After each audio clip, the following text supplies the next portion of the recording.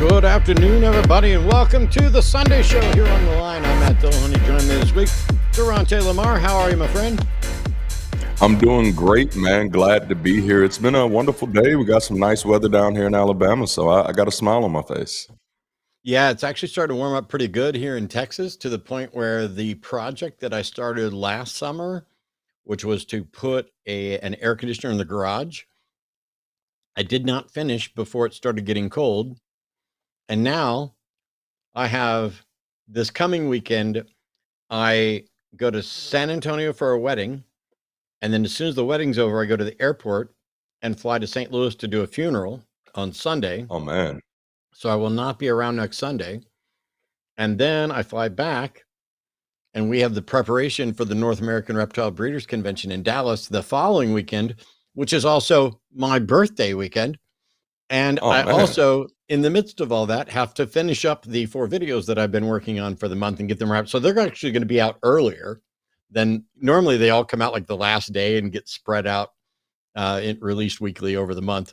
They're all going to be up like next Thursday for patrons. So what do you got going on? Oh man, it's quite a bit. Actually, in July, I'll be hanging out with the ARC protest, the ARC Encounter protest in Kentucky. This will be my first time going, and I actually had to do some reading up on it, but I'm really excited about it. I didn't realize that whole debacle had been basically subsidized by a lot of tax funding and tax breaks, and they ended up getting like that whole 98 acres of land for $1 from the city, and then the city used several hundreds of $1,000s of tax funds to finance it. And I was, man, my mind was blown. I hadn't even thought of that. So I'm really excited to be a part of that and see some other people who are going to be there. I think it's a pretty long list. I know Aaron Ra is one of the people that are going to be there. Mandisa is going to be there.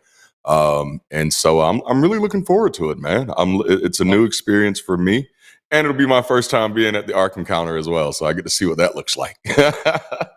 All my rowdy friends are going to the ARC Encounter. I was there. I went there with Seth Andrews. And frankly, when all this happened, there was a lot of discussion on the blogs and on shows about the unethical and potentially illegal things that happened with regard to taxation and everything else.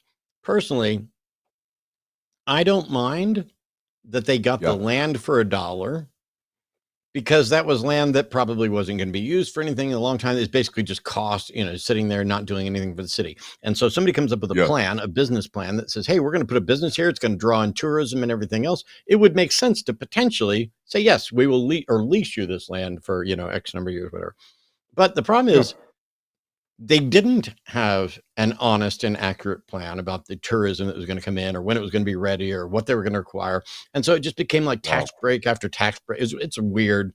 And the folks up there in the Kentucky, Ohio area are going to know a lot more about the specifics, because, while I covered this when it was first happening, they're still there. And I'm waiting for it to close down so they can try and turn. It's not even I won't, this isn't too much of a spoiler for you.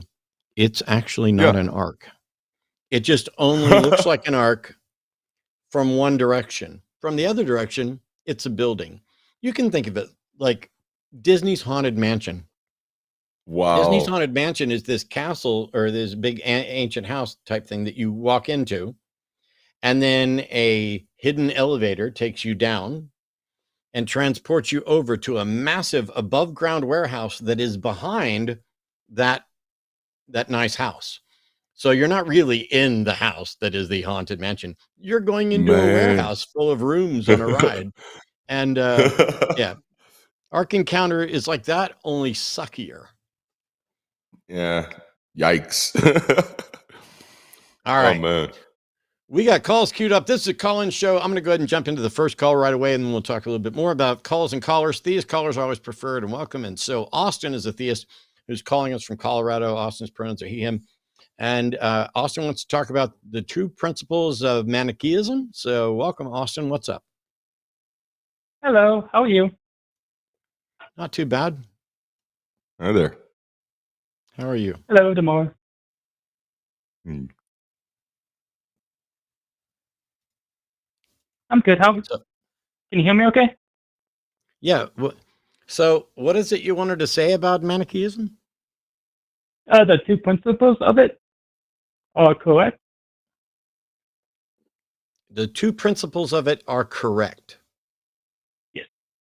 Are there only You two know, principles? Are there only two principles, or are there a bunch and two of them are right? the two. It's like a form of dualism, kind of like the two main I know principles of what it. Manichaeism is. I don't know what the two principles you're talking about and whether they're the only. For example, if I'm right about two things, does that mean I'm right about everything? No.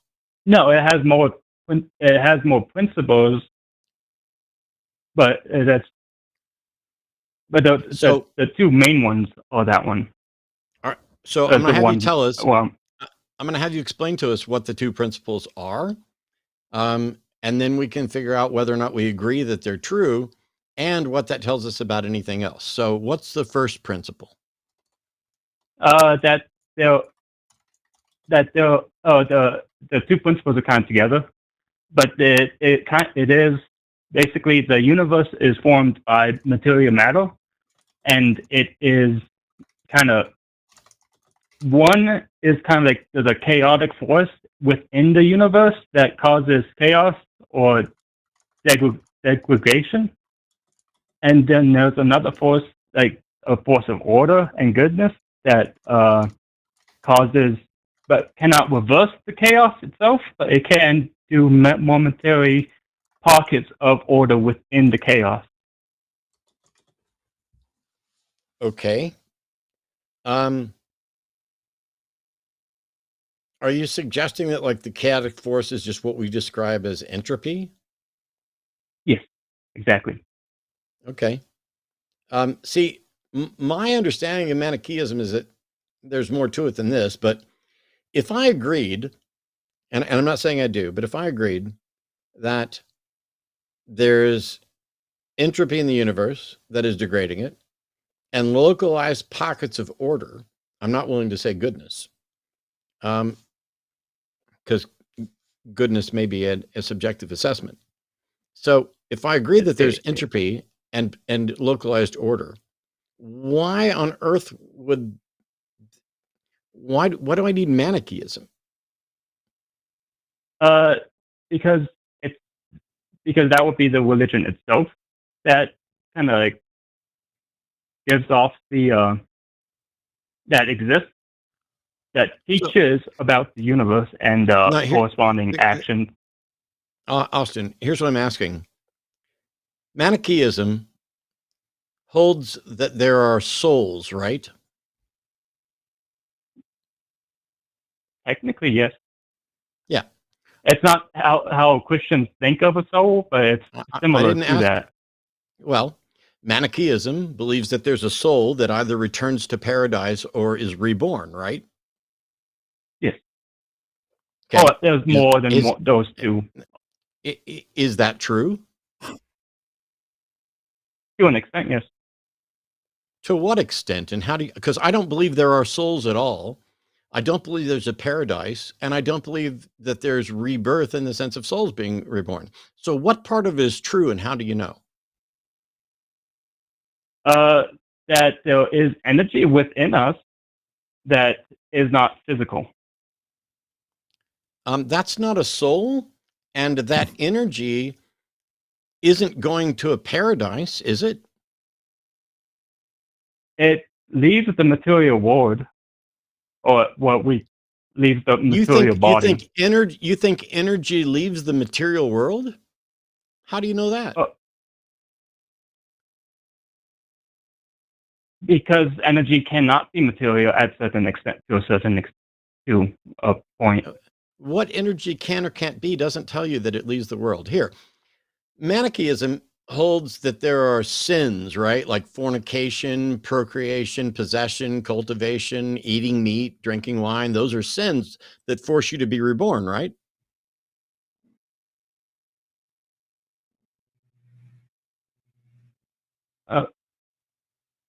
Objectively wrong things that would keep you stagnant. I'm sorry. And I gave you I'm sorry, Austin. I gave you a very specific list that I got from looking up Manichaeism and what it views about certain things. Does Manichaeism have a notion of sin where eating meat, drinking wine are sins that would cause your soul to be reborn instead of going to paradise? Yes. How do you know that's true? I never said it was true, but it's more like a mythology. I literally just asked you, is that true? And you said yes. And when I asked, how do you know it's true? You just said you didn't say it was true. Something, it's not in the true way that you are thinking I'm meaning true. I'm Does sorry. that make sense? I Sorry only if I'm have being one confusing. understanding of true, and true is when a claim aligns with the facts. And so if Manichaeism teaches that you have a soul, or you are a soul, whichever, and that when you die, your soul will return to paradise or it will be reborn, and the only way it goes to paradise is if you avoid fornication and procreation and eating meat and drinking wine. And I say, and this is what Manichaeism teaches. And then I ask you if it's true. In what context is it true other than actually true? How a metaphor can be true, but also not No. terrible. I don't give a shit about metaphors. And even if I were to agree that the principles that you talked about, that there's entropy and pockets of localized order, even if I agreed that those were true, that wouldn't tell us whether Manichaeism's view on souls and rebirth was true, would it? It wouldn't. Cool. So I can throw out the soul and I can throw out all the rest of Manichaeism and still believe that there's entropy and localized order and not care at all about Manichaeism because those other aspects of Manichaeism haven't been demonstrated to be true, right? Yes. You can absolutely throw out anything you don't like about Manichaeism. Cool. Then we're done. Thanks. Wait, what? hello? Wait for what? It's Manichaeism is not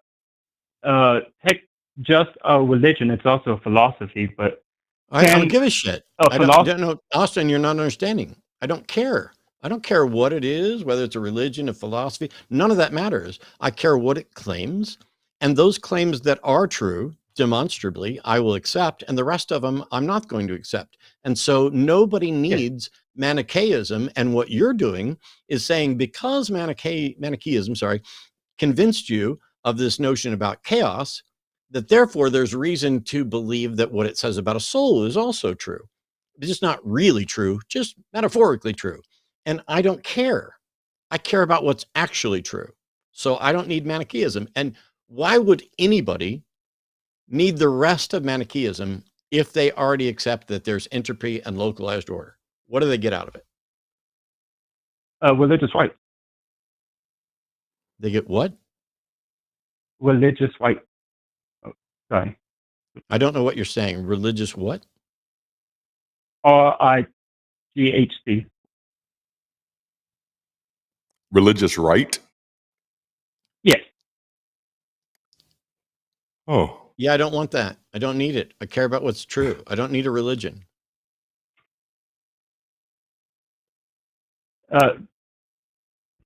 Okay, that's valid. I mean, yeah. Why would you? Yeah, go ahead, Darante. I'm sorry.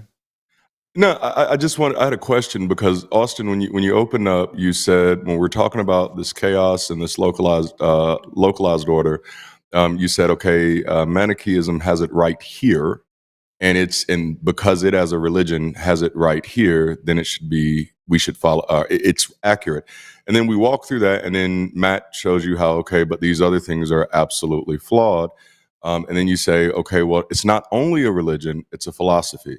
Now, my question is, Yes, if we go back to the things that we can agree on that have some truth to them, which is, excuse me, dealing with the entropy and the localized order.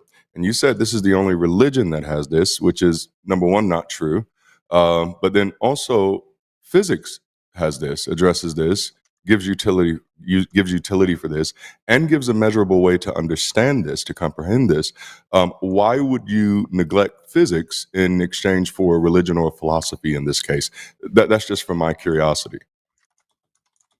I never said it didn't. It disregarded other religions. It actually accepts all other religions as well, and No. it I doesn't. didn't. Hold It, up, Austin. I didn't okay. say it disregarded other religions. I said, why, if physics has these two components that you said convinced you, if physics already has these components and has all of these other components that are accurate, why would you choose to adhere to something that has two out of maybe 500 things accurate? Why would you not just say, oh, well, if physics has this, this is what I'll attach myself to so that I can actually have an understanding of it.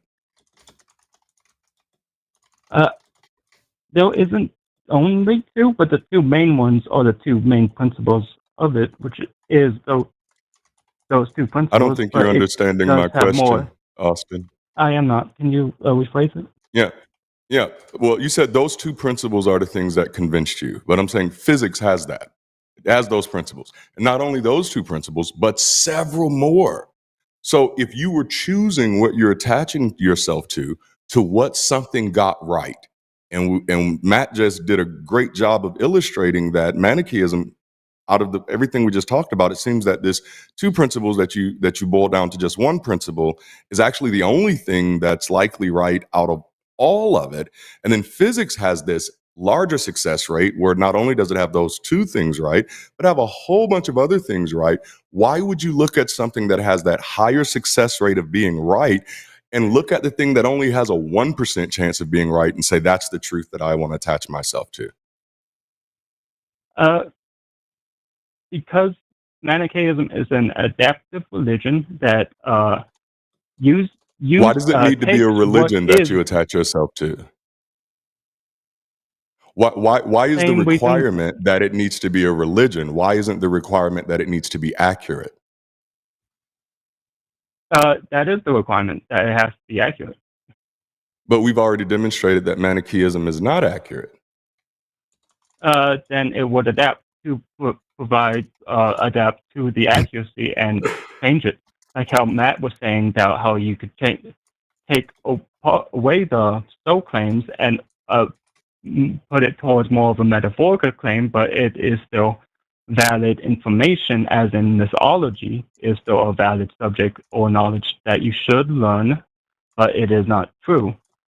And just like how a philosophy can claim a parable or an analogy or something like I that, still don't and think so. What you're saying is because something can be useful. So, like, because telling people stories about Little Red Riding Hood is useful, we should teach people that Little Red Riding Hood is true until we decide that it's not.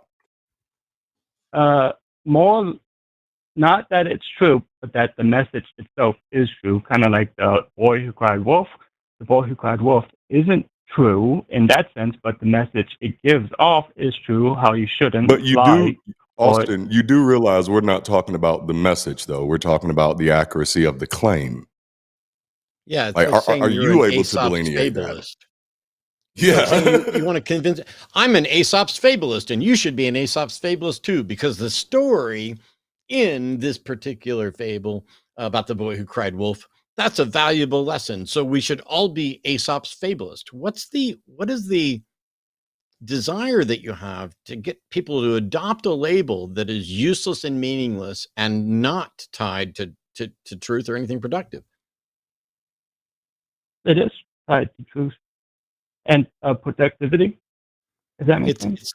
It's not true. Because It's You like can't even saying, use it to have a productive conversation. yeah. what?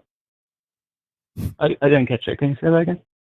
Yeah, at this moment, you haven't even been able to use it to create cultivate a productive conversation.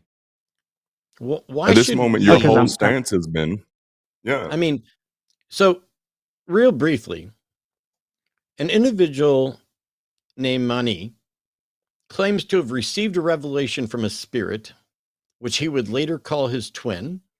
He would be inspired by Zoroastrian teachings and call himself an apostle of Christ, according to Augustine, and claim to present the correct versions of teachings that were corrupted by the followers of Adam, Abraham, Noah, Zoroaster, Buddha, and Jesus. Those and believes in souls, has claims about the origins of evil, views good and evil as actual extant cosmic entities that are in a divine struggle of light and darkness in human beings. All of these things were presented as true. You now, because you found something in Manichaeism that you can find ties to some physics truth and other things in that religion that you think are metaphorically true, now all of a sudden you seem to be advocating a religious system that makes claims that you acknowledge are not demonstrably true. There is not sufficient evidence to conclude that there are souls. Do you think that you're going to go to paradise in any actual sense ever? in the actual sense, no. No. So that makes the religion a But lie that is co-opting minor truths to prop up Mhm. claims that are not. but if you can demonstrate a cosmic entity that is equivalent to entropy, would that be also valid as a principle? Well, first of all, that would be completely irrelevant to whether or not we should adopt Manichaeism. But showing, I don't know what you mean by demonstrating a cosmic entity that's equivalent of entropy. There's already entropy. Can you demonstrate a cosmic agent that is responsible for entropy? A cosmic entity, a cosmic You just entity said it. that is the embodiment of darkness, What's that? equivalent of a black hole. And then the opposite of that would be a white hole. No. Okay, here's the problem, Austin. I apologize. You have become hyper-focused on finding ways to take things that are demonstrably false in reality or unable to be demonstrated to be true in reality and finding some metaphoric sense in which they're true. That is how delusions are built. This is how people deceive themselves into believing more than they should. At this point, Manichaeism, I'll pick 5 things. Manichaeism believes there's a soul and that the soul will either go to paradise or be reborn. That's 2 claims. That it is a sin to procreate,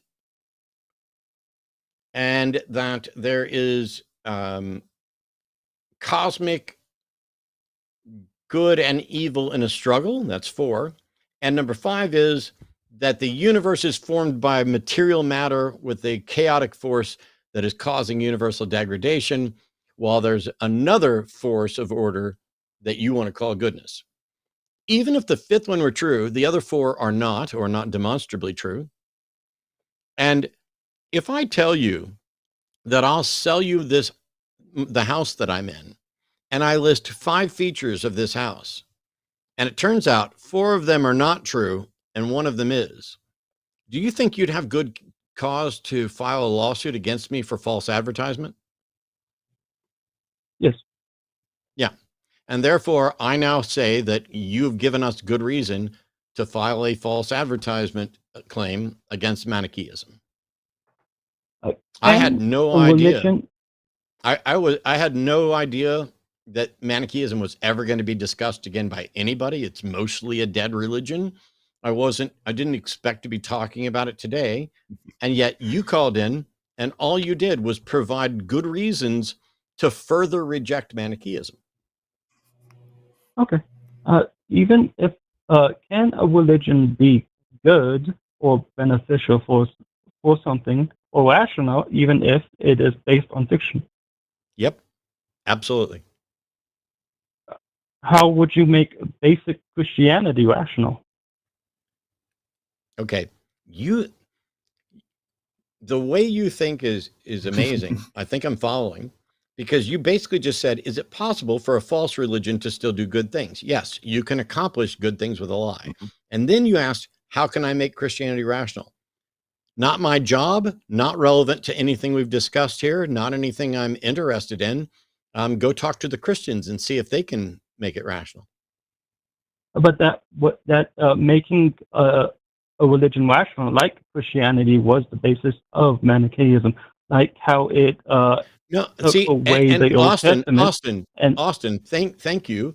You have further proved that Manichaeism is bullshit, because instead of getting a revelation from a spirit that corrects things, a revelation from a being, as it claims, you're now saying basically they found problems and holes in other religions and tried to patch them up.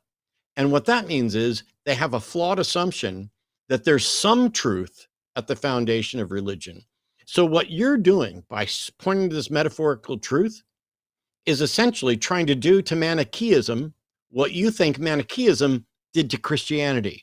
You want to rehabilitate it because there's some claim in there that you find valuable and some metaphoric truths that you can respin.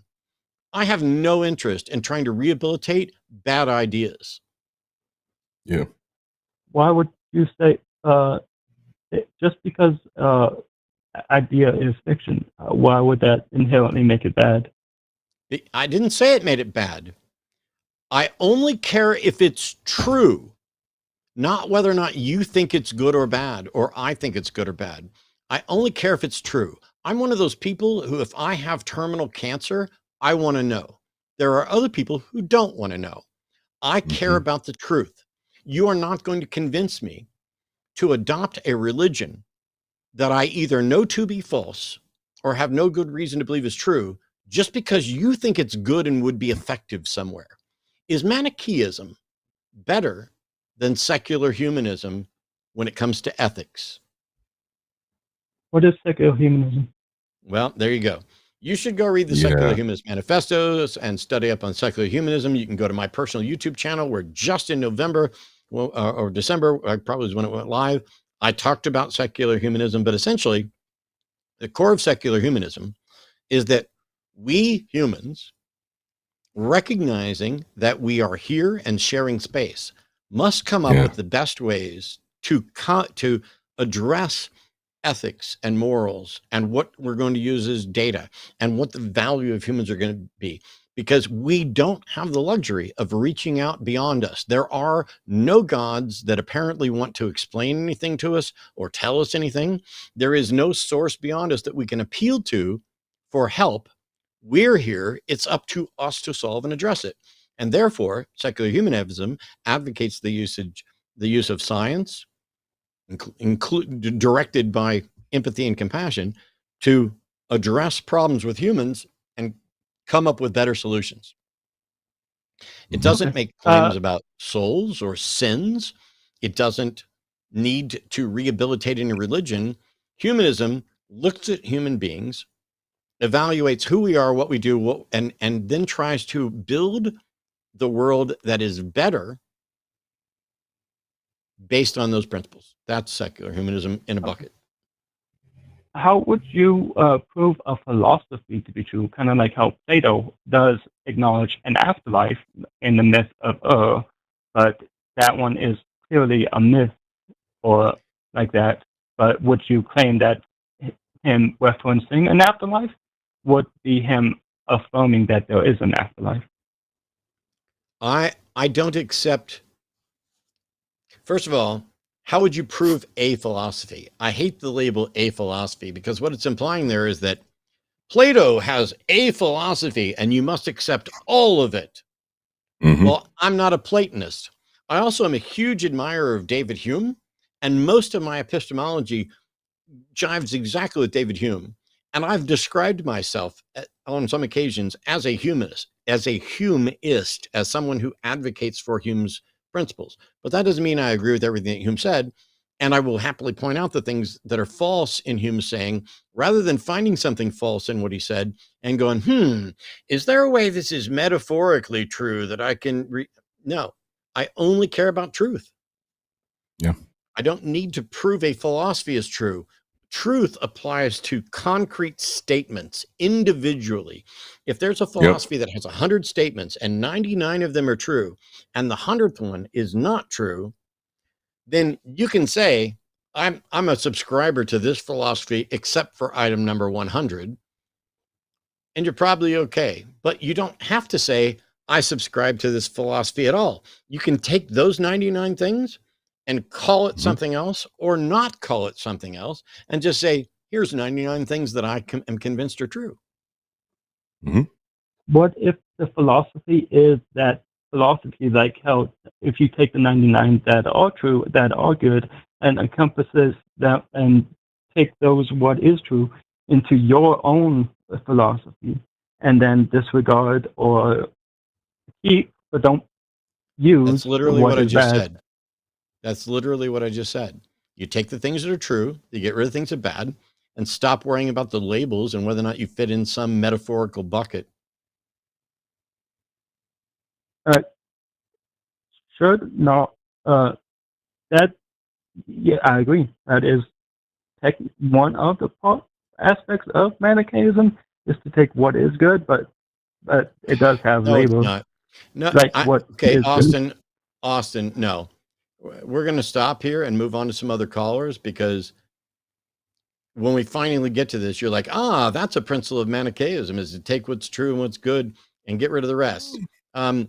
Now you're just making shit up to make it seem more palatable, because Manichaeism, the bigger things are that there's a struggle between good and evil, and it's a cosmic struggle that goes beyond. They have 3 different creation events, essentially, within Manichaeism. They believe that it's a sin to procreate, or the principles are that it's a sin to procreate, and that you will continue to be reborn if you procreate. Fuck Manichaeism. I'm going to fuck. Which, by the way, fornication is also a sin on theirs. Manichaeism, if followed strictly, would lead to the extinction of humanity. That's why it only followed strictly to the leaders, kind of like how they practice what they preach. But anyone below them can do that. They can get married. They can eat meat. They can do whatever they personally think, because it's but they won't make it to paradise. Freedom-based that means morality. Your description means that only the leaders will make it to paradise, and everybody else will keep getting reborn. Yes. Yeah. That is what Manichaeism is. Not only is that not demonstrably true, I find it to be evil and stupid. Why would you say it's evil? Oh my goodness. Why would the only people who get to go to paradise be the ones who refuse to engage in a core aspect of the robust, complex psychological human psyche of engaging in sex and interactions with other people in ways that enrich lives and produce more people to enrich more lives? The notion that it's a sin to reproduce or fornicate is already a disqualifier for me following that religion. And not just because I'd like to have sex. I'm 56. I've had plenty of sex. If I never have sex again for the rest of my life, I'll be okay. But the fact that if you had it once, Manichaeism is about denying yourself some aspects of the human existence. Some of them may be beneficial to avoid. Some of them are neutral, but portrayed as beneficial, like drinking wine. You can drink wine. You could have a thimble of wine every single day for your entire life. You are harming no one and nothing. You are not getting drunk. And yet, according to Manichaeism, you're sinning and making sure that you are reborn. So if that's the case, if Manichaeism turns out to be true, why would I want to go to paradise instead of just being reborn? There is no definitive way to prove that there is an afterlife. So it's more That's not like what I asked. if you. Could you repeat this question? Sure. If Manichaeism is true, why would I want to go to paradise instead of being reborn? Your own personal opinion, or yeah, your own. If you personally want to do that, you can. Like how some people want or don't like sex or are asexual, they would be more valid in not doing that. It is their So let personal me right ask you not this, Austin. to do that. According to Manichaeism, if I were to convert to Manichaeism today, I would have zero chance of going to paradise. I'm already guaranteed to just be reborn, correct? Not yes, in a sense. Okay. So when I'm reborn, do I remember my previous existence at all? No, you don't. No. So once again, I start over again with no knowledge and understanding of Manichaeism. And so essentially Manichaeism only works if you get a human being before they fornicate, before they procreate, before they own anything, before they harvest anything, before they eat any meat and drink any wine. And that's just 6 of some of the lists of sins. What are the odds of finding a human being who has done none of those things? I think it's about 0%.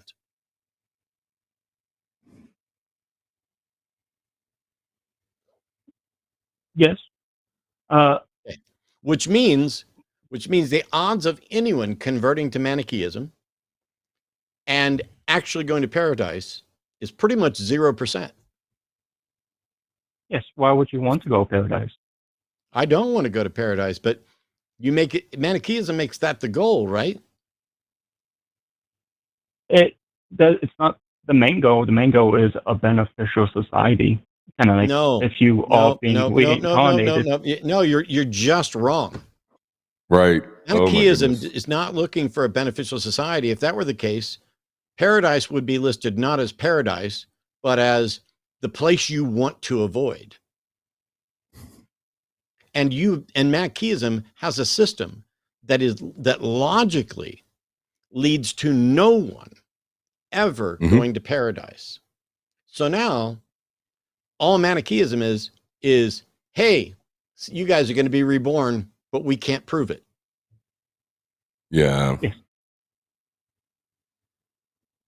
And it's interesting. You said it leads to a more beneficial society, but one of the tenets of it is no procreation. How do you get a continuation of society if there's no procreation? As Matt demonstrated, if people actually followed this doctrine, then there wouldn't be any humanity, period. So it seems to me that the only way humanity actually continues is to not follow Manichaeism. It seems like the Manichaeists who are not following the doctrines are the ones who are doing the right thing, which now just makes back then what's the whole point of even having the doctrine if the people who are doing more are the people who are never going to go to paradise anyway, just the people who are living lives. That's how life continues, is by not being a Manichaeist.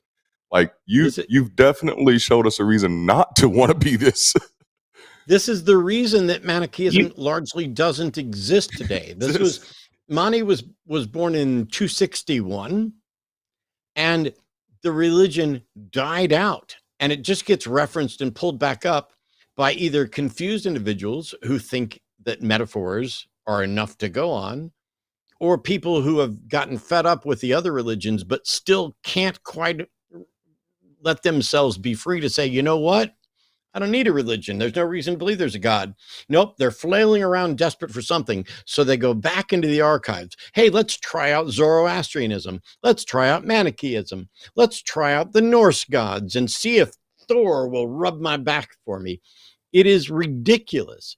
Instead of looking at all of these old dead religions that make claims that aren't demonstrably true, and some other claims that are contradictory and problematic, why not look at the world you actually inhabit and find a better way to improve that world so that it's better for all of us and future generations? And if it turns out you get reborn, you won't remember any of this shit anyway. So everything everybody ever told you about Manichaeism just goes away. So last question for you, Austin. Have you ever sinned according to Manichaeism? Yes. Okay. See you in the next life, man. Oh wait, can the ma- uh, the Manichaeism doesn't allow procreation, but in a society that is procreation a good thing? And if so, why? And it's a necessary part of society, kind of like how gay people cannot procreate, but we don't Yes, they discourage can. gayness because Yes, they can. Yes, they absolutely can. Gay people procreate all the time and have for the entire history of humanity. You need to go off and do some studying, Austin, because you've bought into some bullshit. You have just disproved your own religion, both in its value and in any sense that it could be true. And I verified that you are not going to paradise. So when you reboot and reset next time and become one of the higher ups in Manichaeism, come back and talk to us then. it doesn't make any sense. Yeah, I know it doesn't make any sense. Go back and listen to the call again. That's why we're hanging up, because it doesn't make any sense. But I appreciate the call. And if you come up with better arguments for it or a better reason for us to care, you're free to call back. That is not what I expected. Yikes. That's a weird first call. It seems rare. There's all those kind of old religions, and people latch onto them. Now, in Austin's case, it's not like I'm saying there's no value in looking at the world and saying, you know what? There's things that we call good and there's things that we call evil. I agree.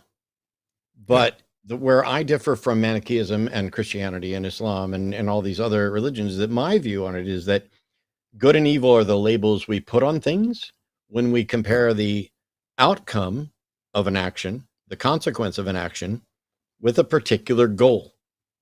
Your goal may or may not be right, but you're going to call it good. Republicans think they're doing good. Everybody thinks they're doing good. Everybody wants a better world. They just don't necessarily agree on what the better world looks like or which methods are actually effective in getting there. That's where the struggle is. Now, you could say that something like Manichaeism could pacify people, could make them more pliable, could make them more peaceful. One of my favorite religions to bring up is Jainism. Jains are pacifists to the point that they will wear gauze over their face so they do not accidentally inhale a bug. Yeah. They will still eat bugs and inhale bugs. It's unavoidable. You have bugs crawling all over you all the time, and all inside your entire gut biome is made up of creatures that are not you, but it's like a little world in there. So their view, while perhaps laudable in the abstract, is both scientifically ridiculous in the sense that it's not going to accomplish what they say, but they're at least trying to make some sort of improvement. That's what I'm saying. Yeah. But there's been no demonstration that there's any good reason to make that sort of attempt. And so they're putting effort into something. We live in a world now where people are putting effort into things that I think is ridiculous. Like, oh, yes. There are people who are dying from illnesses and they don't have access to health care. Yeah. There are people who are dying because of gun violence. There are people who are dying for a lot of reasons. There are people living in impoverished conditions. And we're not making that the focus. But you know what? Yeah. The governor of Texas just announced that he's going to be joining up on a bill that will prevent any non-human behavior in schools, which means kids won't get to play or bark or or bark or any. But also, What? it's stupid. It's called the furries bill. It is specifically there to stand in opposition to furries. But the reality is that if a human does it, that's human behavior by definition. Yes. If I bark like a dog, that behavior is human. Because you know who doesn't bark like a dog? A dog. Dogs. Dogs just bark. They don't bark like a dog. And so, no non-human behavior. But how are you going to put on a play? Are you going to do this? So they're going to have to carve out all sorts of exceptions. Meanwhile, the Texas Attorney General has declared that the 91,900 trans people living in Texas who have already had their birth certificates and their driver's license changed so that the sex markers there match their gender, they're all void. Now, it's not legally binding yet because he's offering his opinion, but let's be honest, Texas is going to follow his thing. Yeah. They're all void and they all have to redo. See, we told you this. We said this was what was going to happen. See, we didn't make trans stuff an issue. The right did. And it's because they're trying to eliminate them one way or the other. And those of us who stood up and said, hang on, you're going too far and we are going to support and defend these people. All of a sudden, even people on the left are like, you guys are the reason we lost. No, we're not. Yep. No, we're not. Yeah. This is bullshit propaganda. And Trump and those others have already acknowledged it. They just bring it up to rile people up and potentially win an election. And in this case, they did. Yeah. Except that they're following through on it. Trump's already issued executive orders about there's two genders, whichever one's originally assigned in your birth certificate stays there, unless it's a clerical error. So now we're going to get into the weeds defining what counts as a clerical error or not. We're going to get into, here's the thing. Sorry, I didn't mean to do a trans thing on here, but no, I have a really good idea and I'm on fire. I'm a man. I don't know what my chromosomes are. And I don't know what my gametes are, but I can suspect. I know what's in my pants. And I know how I feel in my head. I'm a man. And on my birth certificate, it says M. And on my driver's license, it says M. There was someone who transitioned who then was forced to put an M back on her driver's license. And then they would not allow her to take a picture for her driver's license if she looked too much like a woman. She would have to redo her hair and take off her makeup and do all of these things so that they could get a makeup-free picture. Now, first of all, there's no reason a cop pulling me over only needs to have a way to identify me. Yeah. I'm a man in the United States and I'm free. Can I get breast implants if I want to? Should I be allowed to do that and still be a man? Well, the answer needs to be yes, and it's been done. Doyle Brunson, famous poker player, on $1 million bet, got breast implants and kept them for some period of time in order to win the $1 million. But if you just wanted to, like if I just wanted to go get breast implants, I should be allowed to do that. You know what else I should be allowed to do? As a man, I've got a really bald head and, my buddy as well. But here we go. I do indeed. I used to have long hair. I used to have long hair that after I got out of the Navy, I grew it out, put it in a ponytail. Used to have long hair. Is it okay for me as a man to have long hair, or is that too womanly? Do I have to style it in a particular fashion to still count as manly enough? Does the facial hair offset the long hair? And by the way, I should be allowed to wear makeup if I want to. I don't have any makeup on. Sorry. I know there are some shows that are professional and bring in makeup artists and powder everybody. My head's going to be reflective and it's not going to look great all the time because I don't wear makeup. I have once or twice on the show, and I'm not just talking about the drag episode that I did on the other show. I've worn makeup a couple of times to like cover up a spot on my head that was just annoying. But I should be allowed to wear makeup. I should be allowed to wear makeup that actually in any way I want. Now, I would agree that if you have a picture of me and I happen to be in clown makeup, with red nose and all that stuff, the picture on my license isn't likely to match me very well, and that could cause some confusion. But then, if they pull me over, do they have the right to tell me to take all that makeup off just so they can verify my ID? What if I'm on my way to work? What if I haven't done anything wrong? Where is this freedom? Where is this freedom as a United States citizen to travel unrepressed and unrestricted through the country? Why is this new version of Papers, Please being pushed by the law and order freedom people?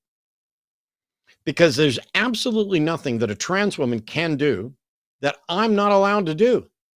And if somebody wants to say, you don't look like a man, tough shit.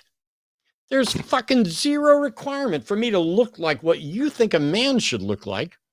Yep. Or conform at all. And when you pull me over for speeding, you don't need to know what's on my birth certificate. You don't need to know what's in my pants. You don't need to know my chromosomes. But if the state wants to say, you know what, we've decided we're going to give everybody a social security number, we're going to use that as your ID. And that's the only thing you have to carry around or be able to recite is, here's my social security number. And then the officers log into a system. And from there, they get any relevant government information that they need for that stop. Which means if you want to do a genetic test on me, United States government, and mark down my chromosomes somewhere, I don't care. And you know what? Apart from the fact that it's not relevant or needed for anything I can think of that the government cares about, I can't imagine too many trans people would care either, because trans people aren't lying about what their chromosomes are. And so we live in this world where this tiny 1% of the population has become a boogeyman. Yep. And then even on the left, there are people who are otherwise, hey, I'm a humanist, I'm supportive, I support trans rights, I don't hate trans people. I just don't think it's necessarily fair that they participate in this thing. And generally it's sports. And yet the chairman of the NCAA testified to Congress that in the entire NCAA, there are 10, count them 10, trans athletes. How many more kids than that are likely to die in school shootings that we do nothing about? And in this case, the right is doing less to protect kids from dying than it is to further marginalize 10 athletes when it's none of their business and the sporting organizations already have the knowledge and understanding to make the rules that make the most sense for the thing. This is all smoke and mirrors. And Trump, there's a recording of him basically telling them, don't bring up the trans stuff for a couple of weeks.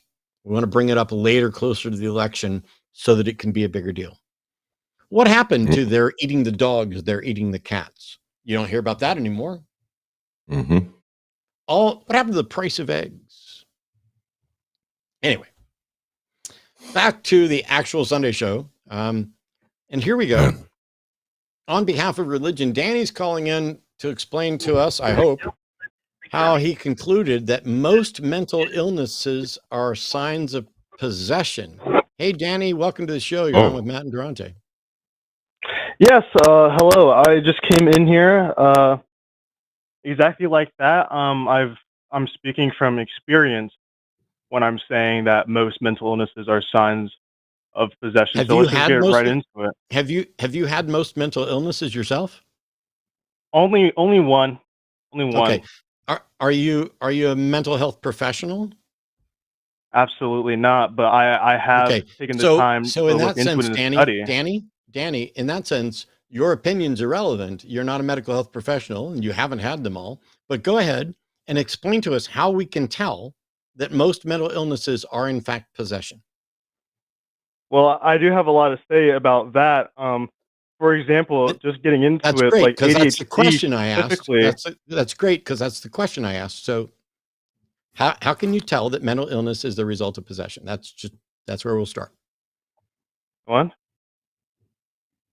Oh, okay. Yeah. For example, what I have ADHD, and I can tell you like straight up, it is like really bad. You can't focus. You can't do nothing. You can't do nothing. And then they'll try to like suppress you and give you like Danny, medication. Danny, Yeah.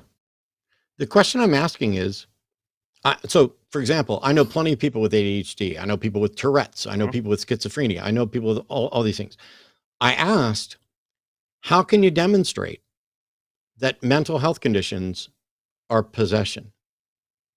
Absolutely. Have you, if we go on to even schizophrenia, these people are seeing like ghouls and ghosts of all sorts, Danny, of all varieties. Yeah. Danny, I'm asking, maybe this isn't clear. I know what people with schizophrenia, I know what they report that they are going through, and I know what the medical health experts say. You are saying that the entirety of the scientific mental health community is wrong when they look at these things from a standpoint and do not reach the conclusion that these are possessions, Oh, and that you have some way of showing that they are possessions. How do you show that a mental health condition is in fact possession? Last chance. I'm not saying they're wrong. I'm saying they know exactly what they're doing. And if you don't have schizophrenia, I'm going to mute you again. I don't know. Yikes. I don't know if you're a troll, Danny. I hope you're not, because I'd like to fix this. But real quick, hang on. For everybody watching, we want theists to call in. We want people with ideas that we don't share to call in. But we get a lot of trolls, and we get a lot of ridiculous calls. Darante and I are here to ask the questions that direct the conversation so that we can all reach a better understanding. When you say mental health is a sign of possession, I don't need you to describe what the mental health issue is. I need you to show the causal link between a possession has occurred, this phenomenon is observed, and more importantly, how observing this phenomenon confirms possession. So if I observe someone with ADHD, how can we then confirm whether or not this is possession? That's the you question. can confirm it. There's a surefire way to confirm it, Matt. Cool. And all you have to do, this is what they did for me. I was prayed for, and then I was released. I felt an instant release of my being. You understand? Danny? Yes. That doesn't prove that it's possession. It doesn't prove that prayer works, because prayer, intercessory prayer, has been studied and has never been confirmed to work at anything more than the rate of a coin flip. So the fact that, well, if you're going to observe it, I'm still talking. The fact that somebody prayed for you and you got better does not confirm that the prayer cured you. And even if the prayer cured you, that would not confirm that the cause was possession. So you have an entirely logically flawed argument, start to finish. Go try again. Call us back when you have a way to prove that mental health but these kids with ADHD, they're literally hopping around the classroom with their pencils I'm out sorry. doing nothing. I'm sorry that you're done. Call us back when you have a way to demonstrate the causal connection. You're not doing nothing, dude. Holy I'm shit. sorry. I'm sorry. You're the one that called with a shit flawed argument, and I'm pointing it out. No, but like I'm explaining. Okay, I'm going to mute you. Nobody's going to hear another fucking word from you, Danny. I pointed out. I gave you multiple opportunities to present the case. You forced me to ask the question multiple times because you don't want to listen and address the issue honestly, or you're incapable of doing it. When I asked you how to demonstrate this, you presented a demonstrably flawed method for confirming it. That tells me a couple things. One, you probably don't know how to go about finding a reliable method of proving the thing that you think you can prove. Oh, you hung up. Good. That's fine. I was never going to let you talk again today. Guaranteed. Yes. When you can demonstrate that ADHD and schizophrenia are signs of possession, go for it. By the way, here are the other questions that I was going to ask you, but we didn't get to because you're so bad at this. So question number one was, how do you know it's a sign of possession? Question number two is, why don't scientists agree with your assessment? And number three is, are there mental conditions that are not the result of possession? And if so, how irrational can someone be before it's justified to call it possession? Because I would think you have now demonstrated a significant degree of irrationality to the point that if you're right, you might be possessed. And we need to know how to tell whether or not you are possessed so that we know what the best treatment is. Thanks for calling. Man. Hoy. Jimmy in Iowa is calling. Jimmy's a theist. Pronouns are he, him. Says slavery in the Old Testament is not as bad as the hosts are letting on. Hey, Jimmy, welcome to the show. You're on with Darante and Matt.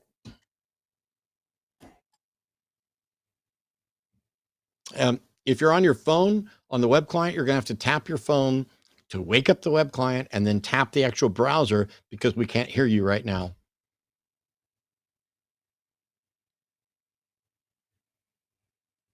Sorry about that. My mic was having issues. Okay. Do you hear me now? Yep. Okay. So the main thing, I just wanted to explain how slavery in the Old Testament, in the Bible especially, you guys seem to make it out as a much worse concept than it actually is. Can I ask you some questions? Yeah. Please. Does the Bible allow you to own another person as property to be passed on to your children? Yes or no? Yes. Yes, it does. Okay.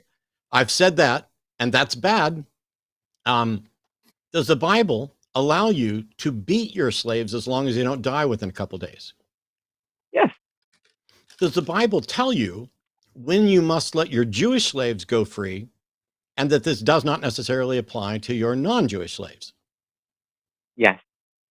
Does the Bible tell you how to trick your Jewish slaves into being your slaves forever? I'm not sure about that. Okay, it's at the beginning of Exodus 21. And it says, if you buy a Hebrew servant, then they'll serve for 6 years, but must be let go. And if he came in without a wife and kids, then he leaves without a wife and kids. But if he gets married while he's your slave, if you've given him a wife and they've born kids, the wife and kids remain with the slave owner and the slave can exit and leave free. Well, but if he doesn't want the to, slave's choice. Yeah, yes. That's the slave. Yes. Oh, this is going to go really fucking well. The slave can leave, or he can say, you know what? I don't want to leave my wife and kids. I'm willing to stay with my master. And then he becomes a slave for how long? I believe it's 6 years or something. Or forever. Forever. That one's forever. Yeah. It's 6 years and then forever. So this is what I've done. I've done a full 30-minute video going through everything the Bible says about slavery. We've talked about on the show over all the thing. That's all I've said about slavery in the Bible. How is it that you can call in and say, I'm making it sound worse than it is, when the Bible advocates owning people as property, passing them on as inheritance, beating them as long as they don't die quickly, and tricking them into being your slaves forever, has a different set of rules for Hebrew slaves than it does for Gentile slaves, and has a different set of rules for women and children who are slaves than for slaves. How exactly is your version of the Bible slavery better than what I described? Well, the first thing, can I go into the thing about marriage?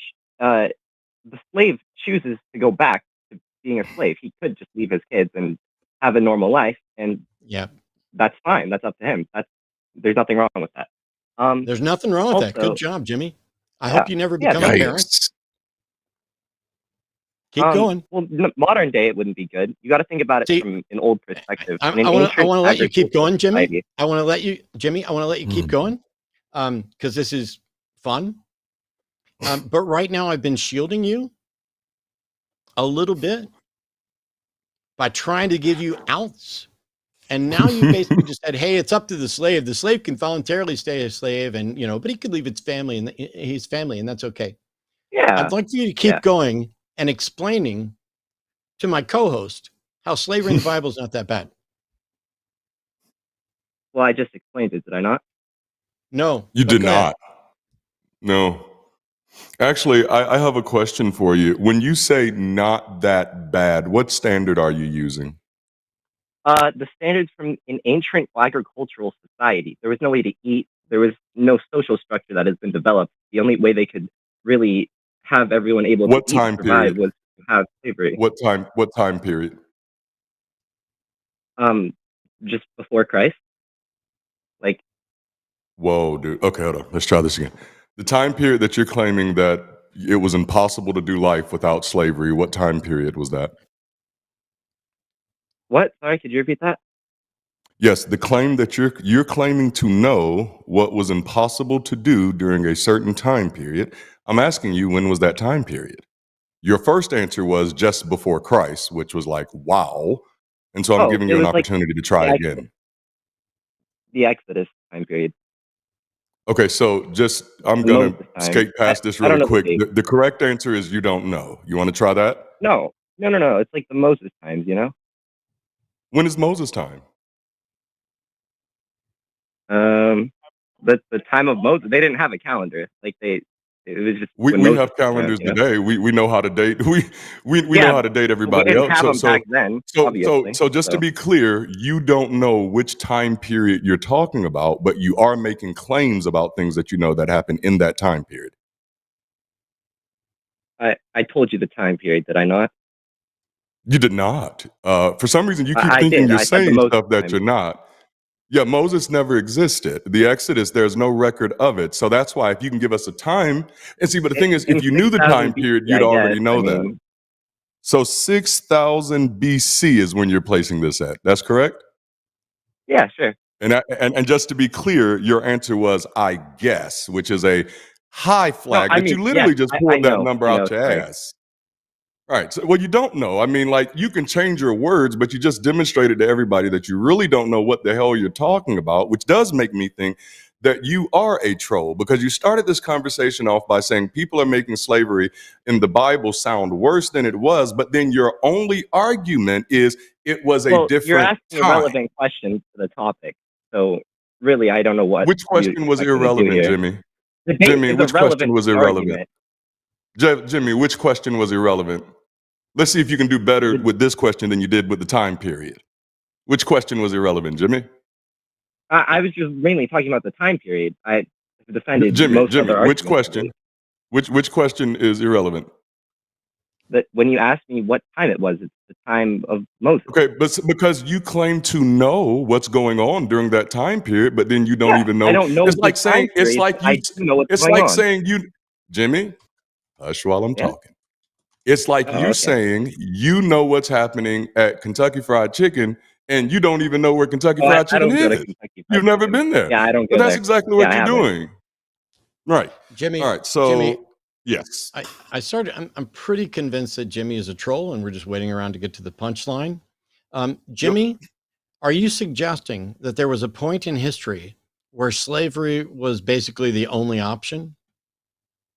Absolutely, because they can't Cool. eat. They have to be slaves in order to eat. Jimmy, if I'm a property owner and I go out and buy slaves and have them work for me, why couldn't I just pay them by giving part of the proceeds of the work?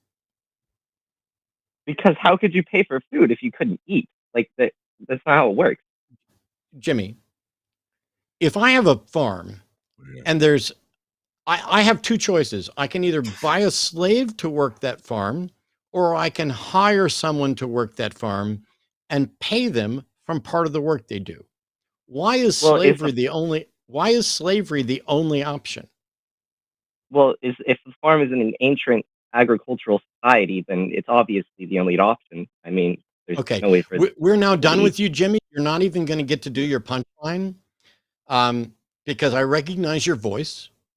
You are not sincere, and you don't know how to argue and will not argue sincerely, because Darante and I are doing our best to try to take this seriously, despite the fact that it's disgusting and stupid. But when somebody Oh, says man. it's just obviously wrong, you are not ready to have discussions on programs like this or anywhere else. And so when you learn how to actually argue and make a case for something, then you can call us back. But that won't be today. So goodbye, Jimmy. Bye-bye. I really like to I, get sincere callers. I know we're going to get trolls. I know people are going to say so. And it's really easy to do that. And yeah. that clip's going to get clicks and it's going to be fine. But I don't want Oh, to just yes. get clicks off of bullshit. So Yeah. let me add a Yeah. little something here. We can't, well, I'll deal with that. You can get through by saying, ooh, the hosts are wrong about slavery. Slavery was a good thing. Anyone who actually thinks that slavery was necessary or a good thing not only doesn't have a good enough understanding, and you're basically saying, ooh, back in those days, that's just the way it had to be. No, it wasn't.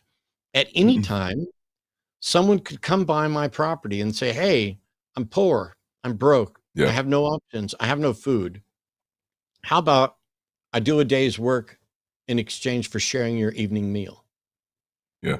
That's step one. That happens all over the place throughout history. It is perfectly viable. And if I don't have enough food to share, then that also means I don't have enough money to buy slaves. Yes. Oh, man. But if somebody comes up and says, hey, if I do a day's work, can I eat dinner with you? That's not slavery. You know what that is? That's a job.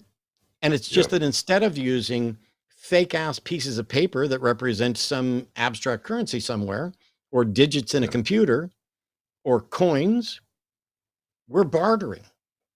Hey, man, I found this chicken over here. I don't have any way to start a fire and prep it, and I don't know how to do it, but I'd hate for it to go to waste. How about I give you the chicken and you prepare it for both of us and we share a meal? Now, I've provided part of it by supplying the ingredients. You supplied part of it by doing the work. This is how civilization was built. This is how monetary systems are built.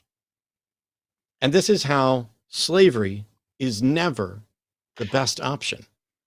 But even in some fictional fantasy scenario that you could find, where slavery is somebody's absolute best option, that doesn't justify it as a system. It doesn't justify it in our history. It doesn't justify it in broader circumstances. And if you believe in the Bible and the God of the Bible is wise and good, then the God of the Bible, when he was writing down the commandments, should have said, thou shalt not own people as property. If he can say, don't eat shellfish, don't wear mixed fabrics, he can say, don't fucking own people. And yes, God could say fucking own, and every believer would be like, yes, sir. That's right. It's just ridiculous. You know, I just want to add to that. If slavery was the only option, then there would be only slaves. So I don't know why anybody ever makes that argument. Like the only way slavery exists is that there is another option and someone else has taken it and is capitalizing off of other folk. Yep. Yeah.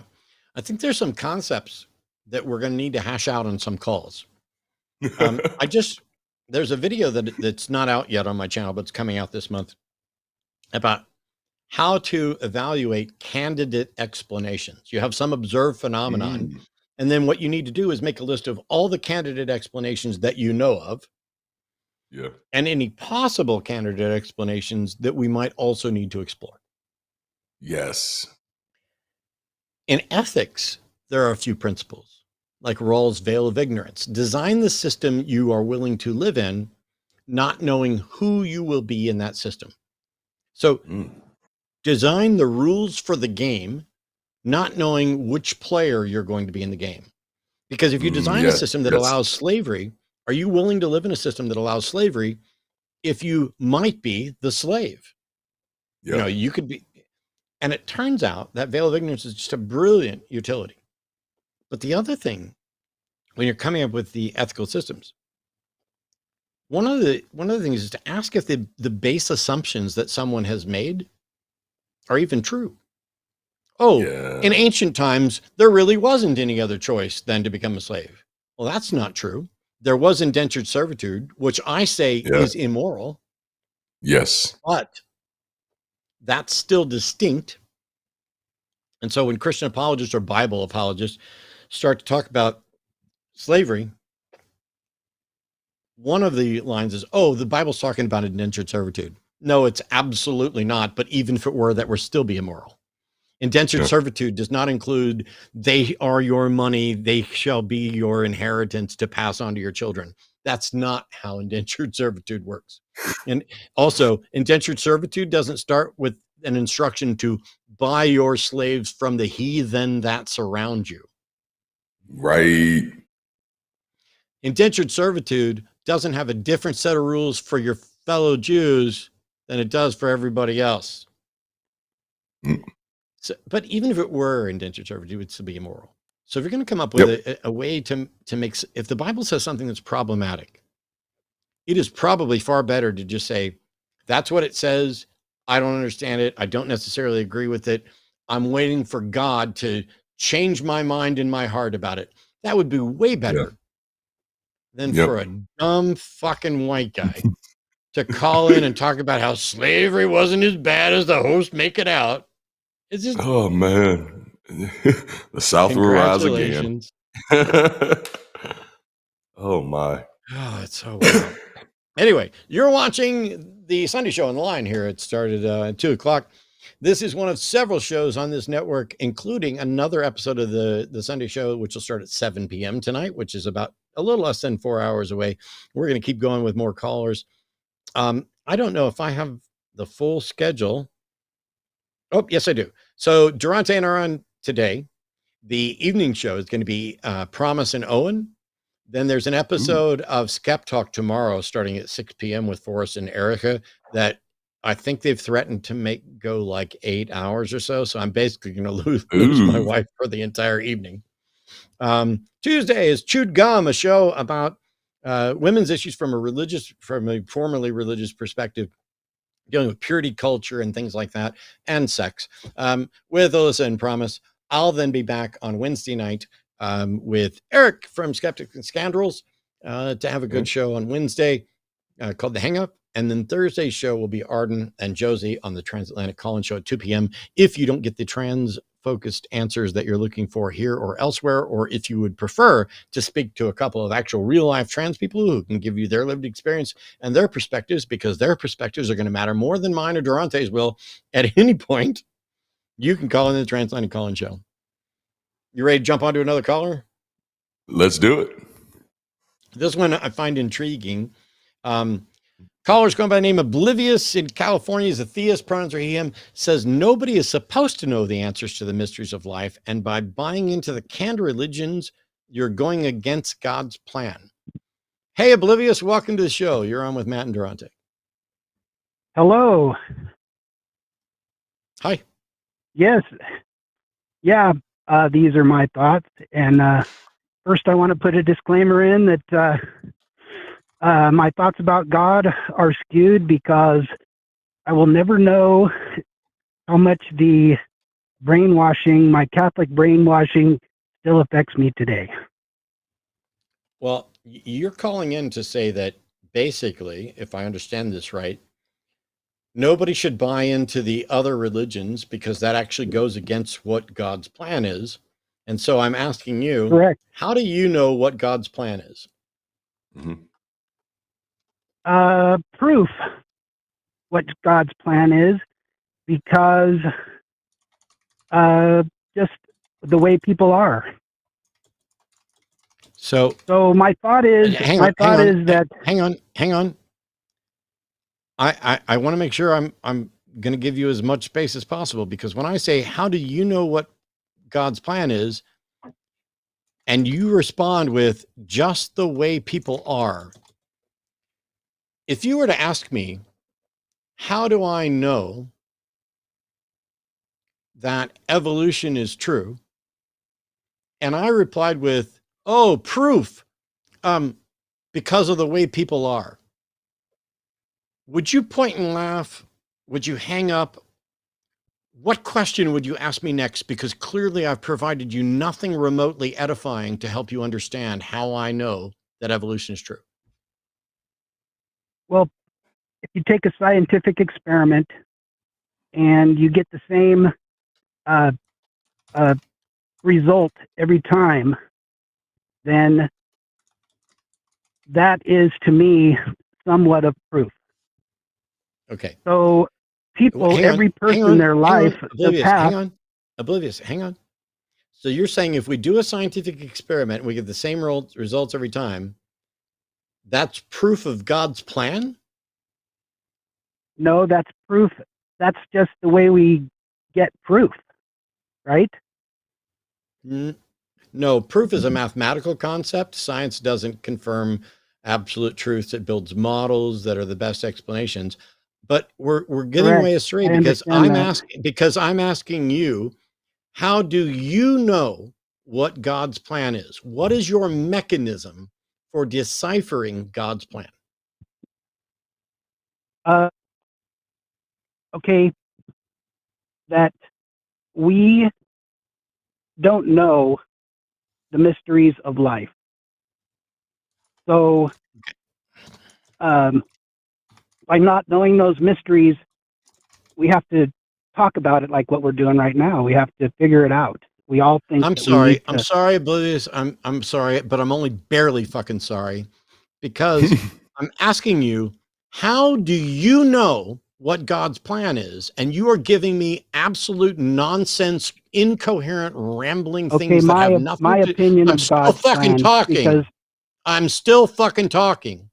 You're giving me incoherent sentences that not only do not include the concept of God or God's plan, but do not in any way demonstrate how you come to knowledge of God's plan. So for the absolute last time, how is it that you have knowledge of God's plan? I do not have knowledge of God's plan. Then when you call in to tell other people that they've got God's plan wrong, you're a fucking liar, aren't you? It's my opinion. No. You're stating other people are wrong, and you would just acknowledge that you don't know what God's plan is. And if you don't know what God's plan is, then you can't know they're wrong, which makes you a fucking liar, right? Well, if you're a theist, then God's plan is just about everything, right? Okay, you are completely Yikes. incoherent, and we will not be carrying on this conversation further because I don't believe that you are currently stable to have a rational conversation that goes from X to here's how I know X is caused by Y. Thank you. Man. Okay, we're going to keep trying. We've got plenty of theists on hold. We're going to keep trying. I hope somebody today is going to be able to say, oh, here's why I'm convinced that this is what God's plan is, or here's good reason for anybody to believe that it's God. You know, it's always funny to me when somebody claims what cannot be known while also claiming to know something about it. That's just amazing to me. Hey, you can't know what God's plan is, and I don't know, but I know you got it wrong. Yeah. Really? Oh man. We skipped right past how you know there's a God at all with a At plan. all, yeah. I mean, normally when people call in with something like that, the first thing I want to do is, okay, how do we know there's a God at all? And then they get pissed and frustrated because like, I didn't call in to prove there is a God. I'm talking about God's plan. So this time I go with it and I just like, let's skip past whether or not there is a God and just assume there's a God and he's got a plan. And I gave up the farm for Oblivious. For the sake of argument, I'm willing to say there is a God and he has a plan for us. How do you know what it is?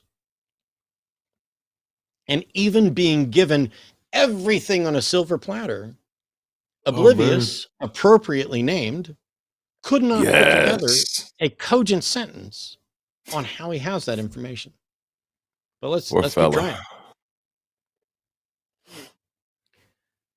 Zeno's calling from South Korea. Zeno's a polytheist. Yay, we get something a little bit different. Pronouns are he and wants to present his evidence for God. If you're a polytheist, Zeno, which God are you presenting evidence for? All of them or one of them? Or well, we have to first define the God.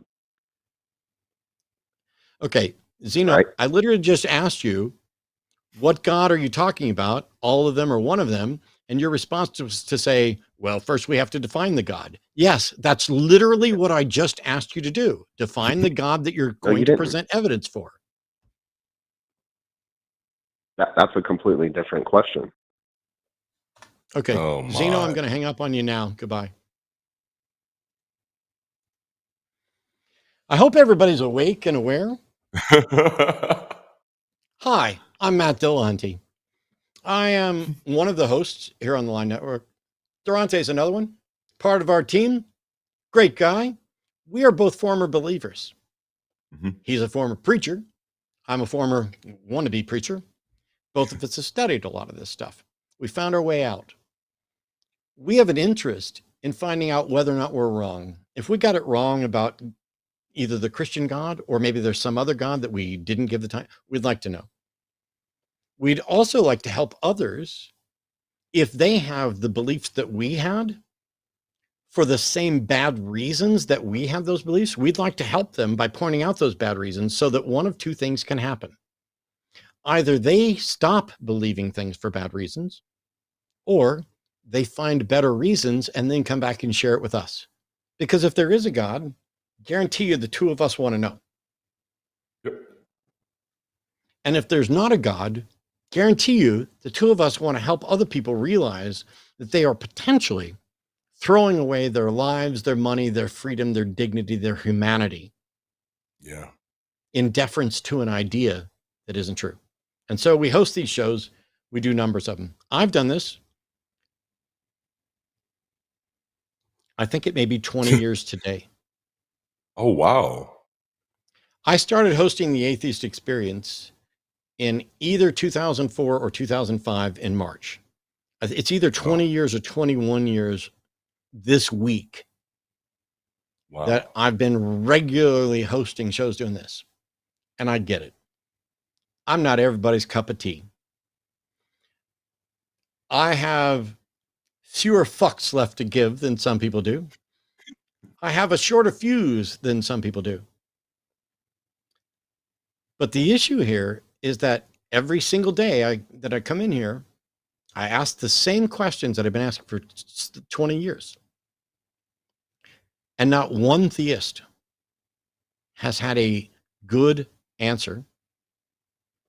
And few have been capable of even having the conversation at a level where we can get good understanding. And many are absolutely confused about the basics of how you tell what's real and what's not real. How do you determine what's believable and not? How do you demonstrate something? John Stennett in chat just said, just stop talking politics. Not only will I talk politics whenever I want, everything is sir. politics. You know how stupid you sound saying don't talk politics? Yes. Everything is Yes. politics. How much money you have, how much you're going to be able to eat, how free you are, what you're allowed to do. It's all politics because we share space and we are the politicians. When we're elected, we become the actual representatives. And when we're not elected, we're the people who does that because we live in a participatory system. But thanks for coming in just so you get your message deleted by being silly. So for the people who are calling in, I don't want to make this harder for anybody. We need to know what you believe and why. What you believe, and not just why you believe it, but why you think others should. Because if you have a belief in a God or ghosts or a chupacabra, and you don't think that you have sufficient reason for the rest of us to believe it, cool. Keep it to yourself. It's not going to do us any good here. You might as well be calling in to say, I like peanut butter and I saw a ghost last week, but I can't prove it to you. Both of those things are equally useless to me. But if you actually care and want to make a case for God, we do this all the time. There are people who are on the phone for 20, 30, 40 minutes and more. Yeah. And yes, they're going to spend some time on hold if the conversation is not going very well. And yes, we're going to ask lots of questions. But if I say, how do you know that God has a plan and you are aware of it? You should already, if you're calling in to tell us about God's plan, have something in your head where you say, gosh, Matt's going to ask me how I know this. And so I should probably say, how do I know this? Maybe I should say, God revealed it to me. And cool. Because if I say, how do you know this? And you are convinced that God revealed it to you, then answering my question with God revealed it to me is a good start, but incomplete. Because the follow-up question is going to be, how do you know that this was a revelation from God? Yeah. And moreover, how can we know that this is a revelation from God? And why is God revealing himself to you, but not the rest of us? And if God has a plan and it's important, why isn't it out here for all of us? Oh, it is out here for all of us. It's in the Bible. Yeah. Then we would be, why should we believe the Bible? What, there's going to be questions. This is not new. And this is why, sorry, for the most part, I've done this so long. When people are like, that's a good question. I'm like, yes, I know. And it's been a good question for longer than I've been doing this because other people did it too. It's those good questions that when I asked them of myself, led me to abandon Christianity, to search through other religions and other possible gods, and then to say, you know what? As it stands now, I have no reason to believe there's a God, and I will change my mind just as soon as there's a good reason to believe. And so I'm on the show asking you people for a good reason. Let's see if somebody can give us a good reason. Denny is a theist. Denny's a theist in Illinois. Friends of him, a Gnostic Christian, want to prove the foundations of the divine universe, which is called God. How you doing, Denny? You're on with Darante and Matt. Hey, what's up, guys? Can you hear me well? Yes, sir. A little bit. It's a little muddled at the end, but yes, we can hear you. Keep going. If there's anything wrong with my microphone, I can try and switch the devices, or it's fine. No, Is it fine? I think we're able to hear you perfectly. Well, not perfectly, clearly enough. Please. So you're a Gnostic Christian who wants to prove the foundation of the divine universe, which is called God. Go for it. Yeah. So the first question, introduction. Do you see God as a human invention? Just real quick. Depends on which God you're talking about, but as far as I can tell, I have no reason to think that there are any gods that aren't human inventions. Okay. So if you look at history, we see God being seen as not an external being, but as the foundation of the universe, the very energy that sustains all living things. The origins of consciousness, love are never been addressed by science. Science only addresses the physical external observations. Excuse me, but love is a physical experience that is an electrochemical production in my brain, which science does actually address. Love isn't a thing that exists. I'm saying the origins of love. Where does this feeling come from? I mean, the brain? The chemicals in my brain produce the feeling in response to stimulations. Mm-hmm. So you see consciousness just as the brain and the neurons firing, that's consciousness for you guys? As far as I can tell, consciousness is a product of the brain. Okay, so that is in fact not true. Consciousness is way higher than that. It has access to the higher dimensions, and the proof of that is just like a radio cannot create music.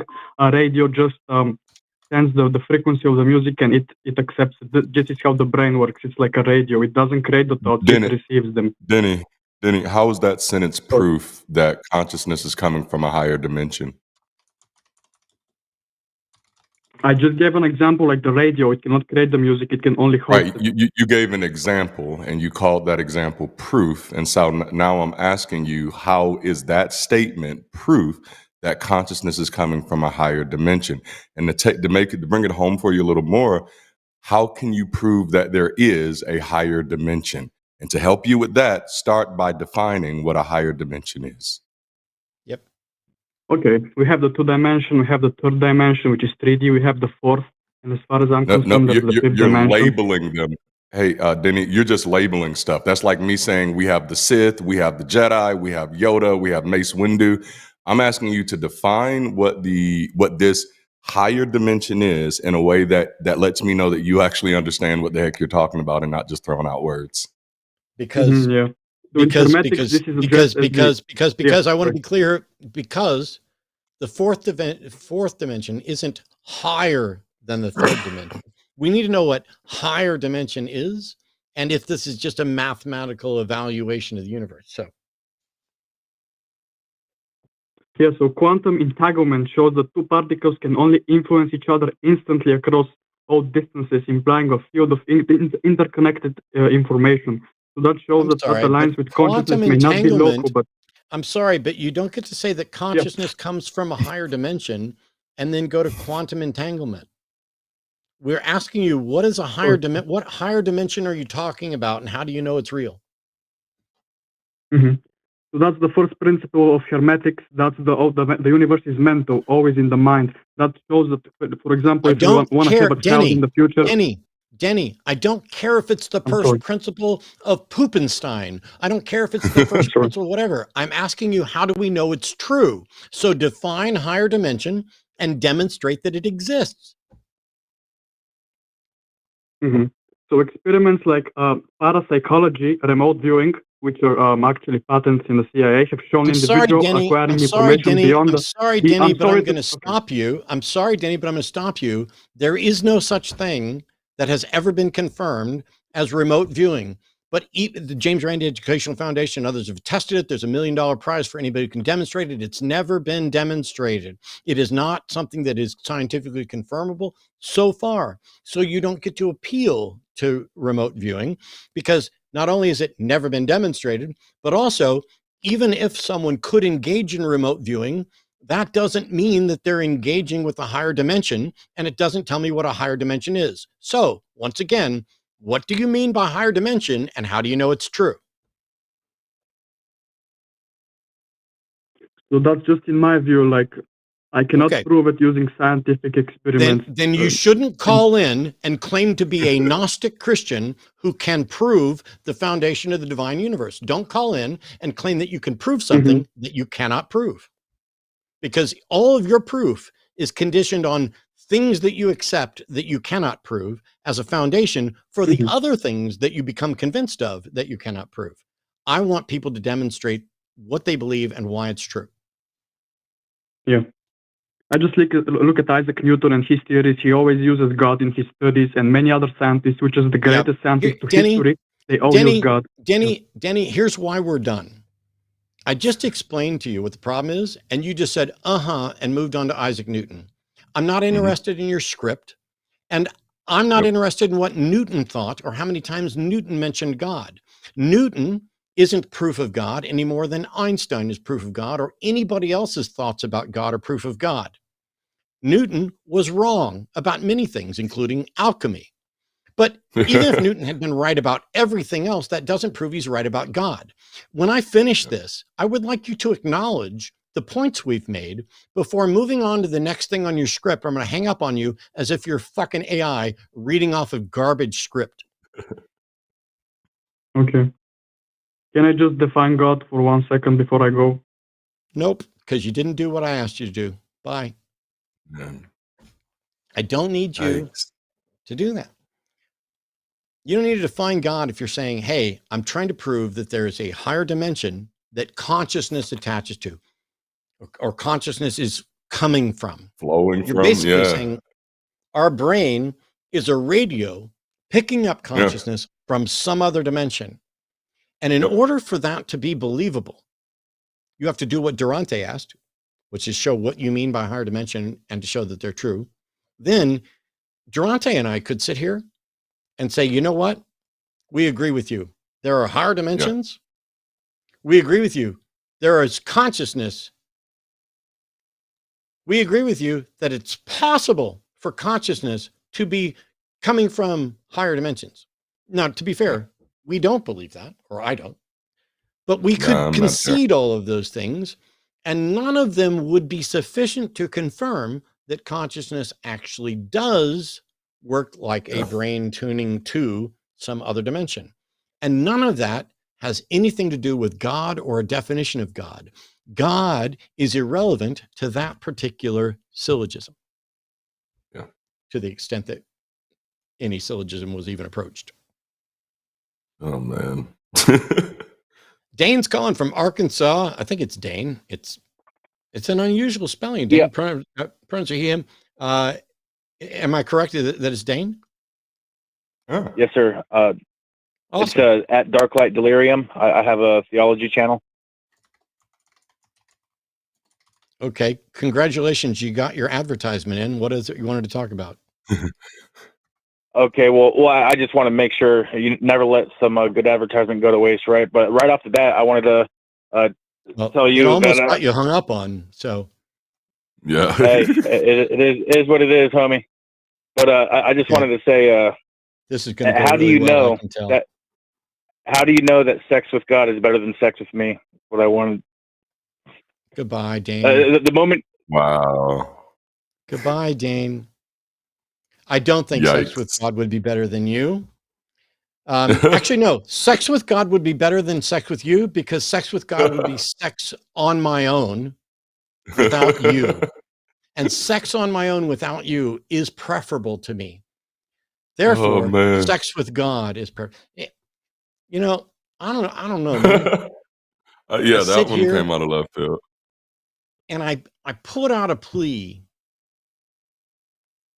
I'm begging any believer who can Yeah. actually defend their faith. Call. Do it.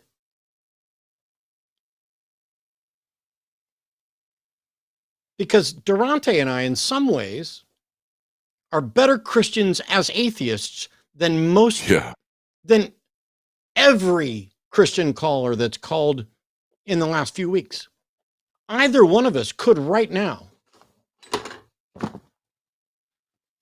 do a better job of defending the shit you fuckers believe than you do. Man. In a heartbeat. I didn't forget what I believed. Right. You don't think I could walk into a church tomorrow? Actually, tomorrow's Monday. You don't think I could walk into a church next Sunday as a guest visiting preacher and deliver an amazing biblical sermon consistent with their values? Matter of fact, a friend of mine, Michael Kent, who's been on the show before as a magician, posted on Facebook a little kind of meme starter to get conversations going. And he said, hey, what job do you think you could fake the longest without getting caught? And I said, preacher. I could absolutely fake that job the longest without getting caught. You know why? Because nobody has access to what's in my mind. And all you need to do is understand it and be willing to fucking lie. Man. There are probably other jobs that we could fake for a long time too that are just immune from it. But yeah, preachers immune. So we're gonna shift focus here because Sam is a theist. Nobody has access to what's in my mind. And okay, Sam, I'm going to mute you. You need to turn off the show in the background. But Sam's a theist from somewhere in the United States, pronouns are him, who says Hindu can prove God's plan. So I'm going to unmute you. Hopefully you're paying attention now. Ooh. Hey, Sam. Can you hear me okay? We hear you, Sam. What's going on? Hey, so as per the Hindu eras, we are in the fourth era, which is the Kali Yuga. And this is characterized by the, the age, this is called the age of destruction. And this is characterized by conflicts and pollution, and also Sam? this is the yes, can you hear me? I don't. So it says here that you can prove God's plan. And I said, Yes. hi, welcome to the show. And all you've started doing is saying stuff about Hinduism, which I'm sorry, I missed a couple words at the beginning because you're kind of muted and hard to understand. But what is God's plan? And how can you show that you're correct about God's plan? That's all we need to know. Yeah, that's what I was saying. Okay. So what's God's plan? As per the current era we are in, it is called the Kali Yuga. Okay, and Sam, here, Sam, I don't need you to tell me what era we're in. I need you to tell me what God's plan is, and then tell me how we can know it.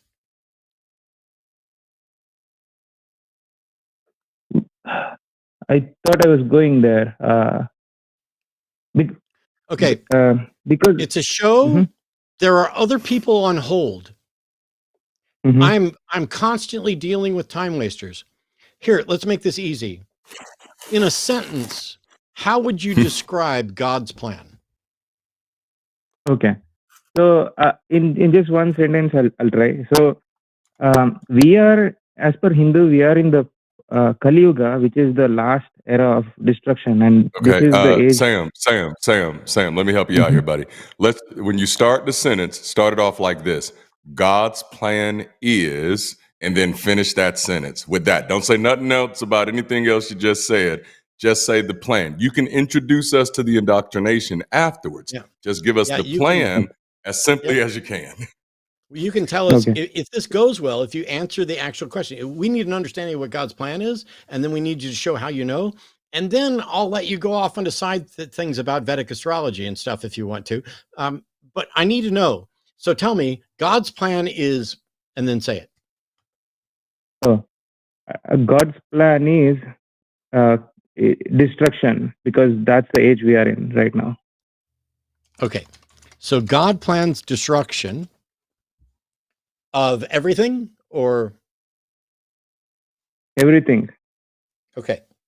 How can we know that God's plan is destruction? Because if you look at what is going on right now, pollution, the crime,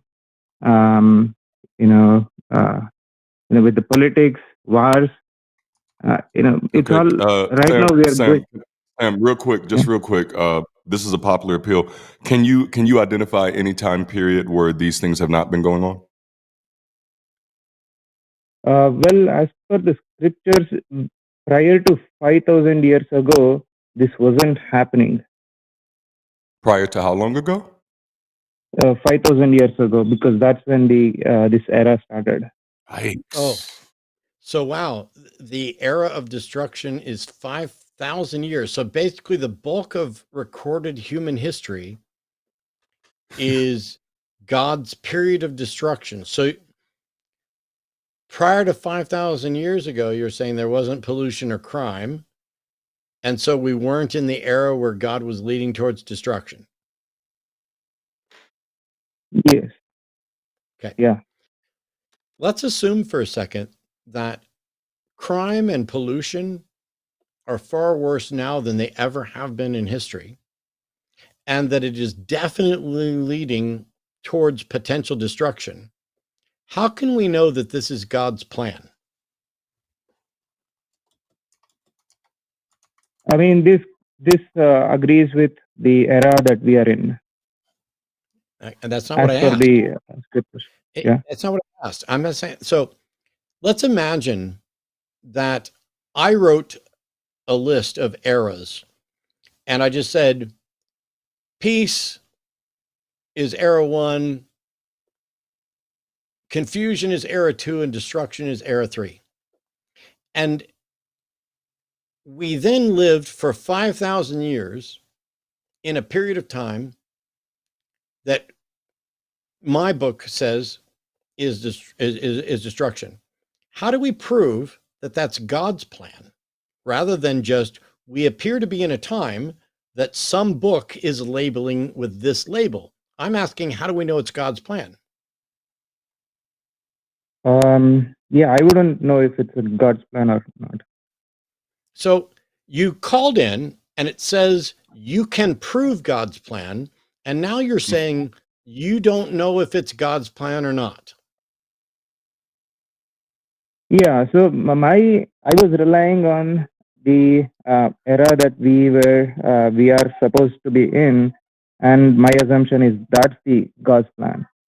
I'm going to let you go, Sam. And I'm going to let you go, Sam. We're going to move on to some other callers, but I want to thank you both for being a little bit different in the sense that you're calling in from a Hindu perspective, but also exactly the same, demonstrating that Hindus have no better arguments for their bullshit than Christians or anybody else does. Because what time period you think it's in doesn't mean that it's God's plan. And by the way, it doesn't mean you're actually in that time period. You, by your admission, at least honestly, basically said, you assume this, you assume that. this isn't a show where we're saying, hey, what are your assumptions about gods? So thanks for calling. Will no one rid me of this wretched priest?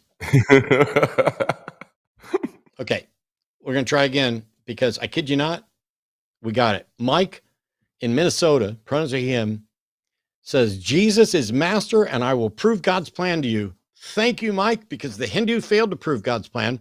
I'm optimistic. Mike, what is God's plan and how can we know it's God's plan? We can't hear you, Mike. I see you're calling in from the web client, so you'll need to tap your phone and tap the web client to maybe give it access to your microphone again. And then we'll be able to hear you. And then you can tell us God's plan is this, and you can know that it's God's plan by this. Can you hear me? Yep. Oh, okay. So you want me to, how you know it's God's plan is it's in the Bible. Okay. So what is God's plan? And how do you know it's God's plan? You already answered the second part. We can know because in the Bible. So I'm going to let you answer the first part, which is what is God's plan? Yeah. So God's plan from the beginning, from Adam and Eve, was to bring salvation to his people. And his plan is to basically... okay, Mike, can I ask you a real quick question? You said his plan with Adam and Eve was to bring salvation to his people? Well, because of the fall. But Christ was the lamb slain. So this plan happened after the fall? What was his plan before the fall?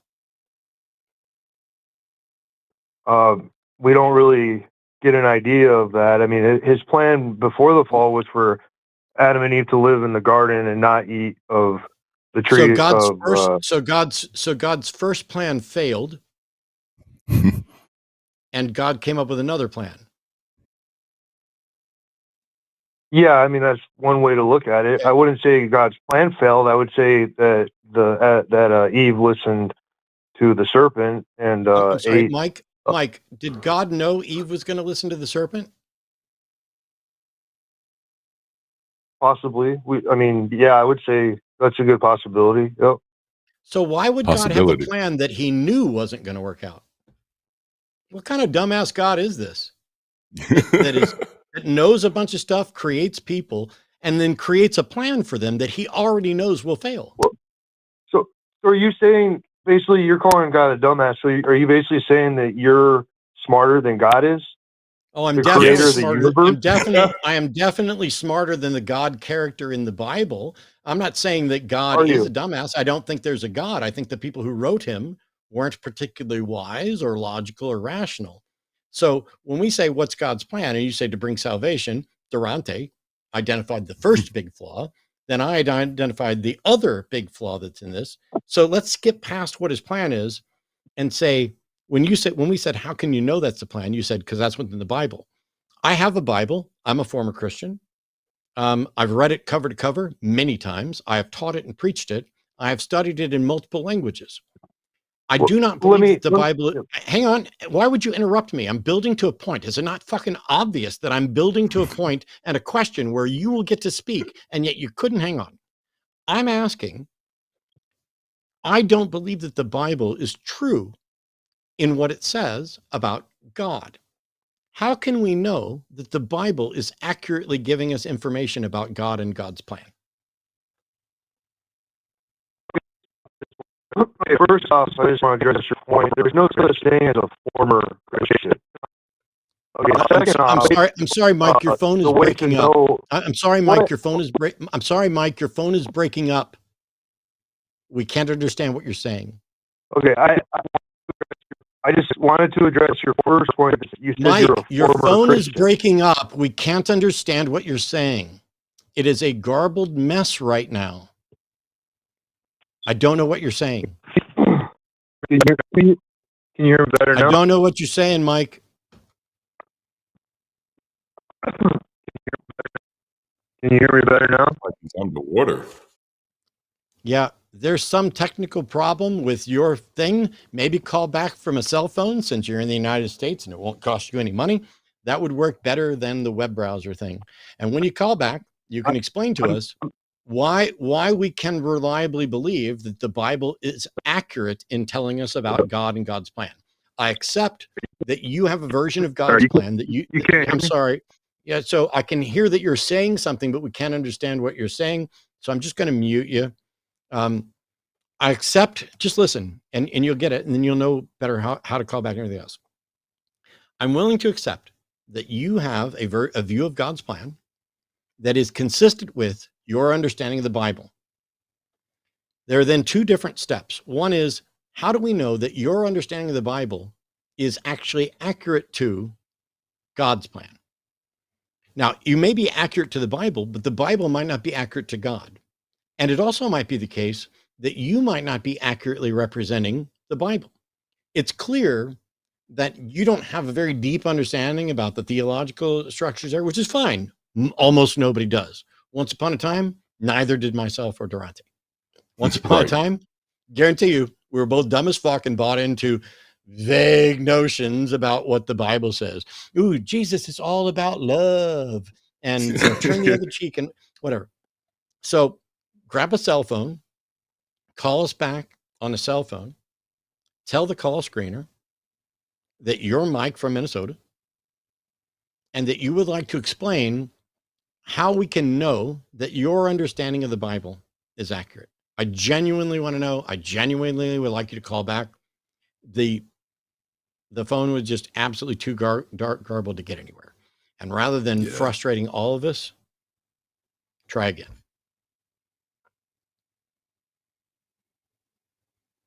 Okay. Got another Mike. All right. Mike calling from USA again. Mike's a theist, pronouns are he, him. He's a Christian to agnostic and back again. Mike, what convinced you to go back to Christianity? Welcome. Hey guys, nice to talk to you. I've actually never dialed into a show like this before, and just stumbled on you guys today. I love what you're doing.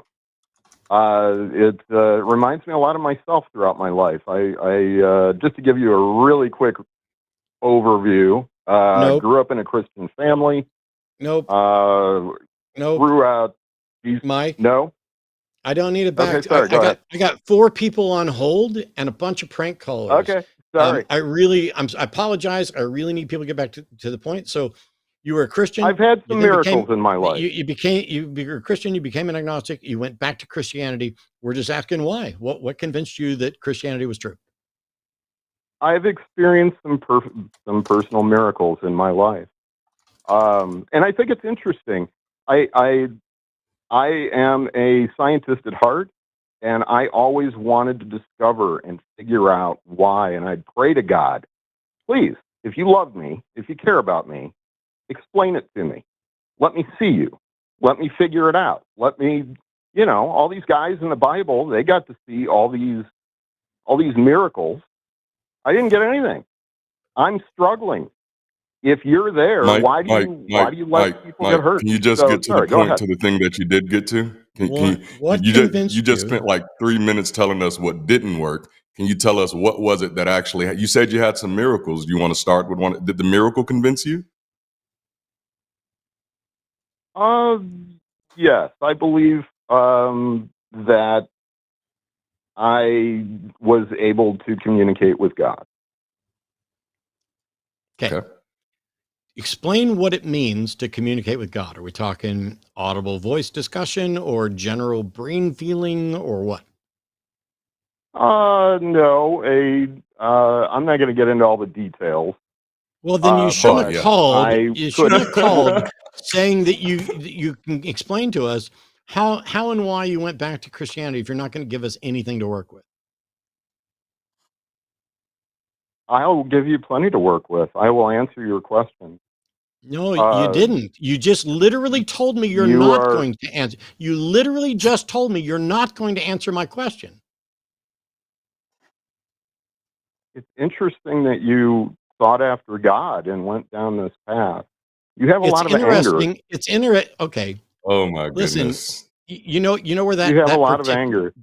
Do you know where that particular anger comes from?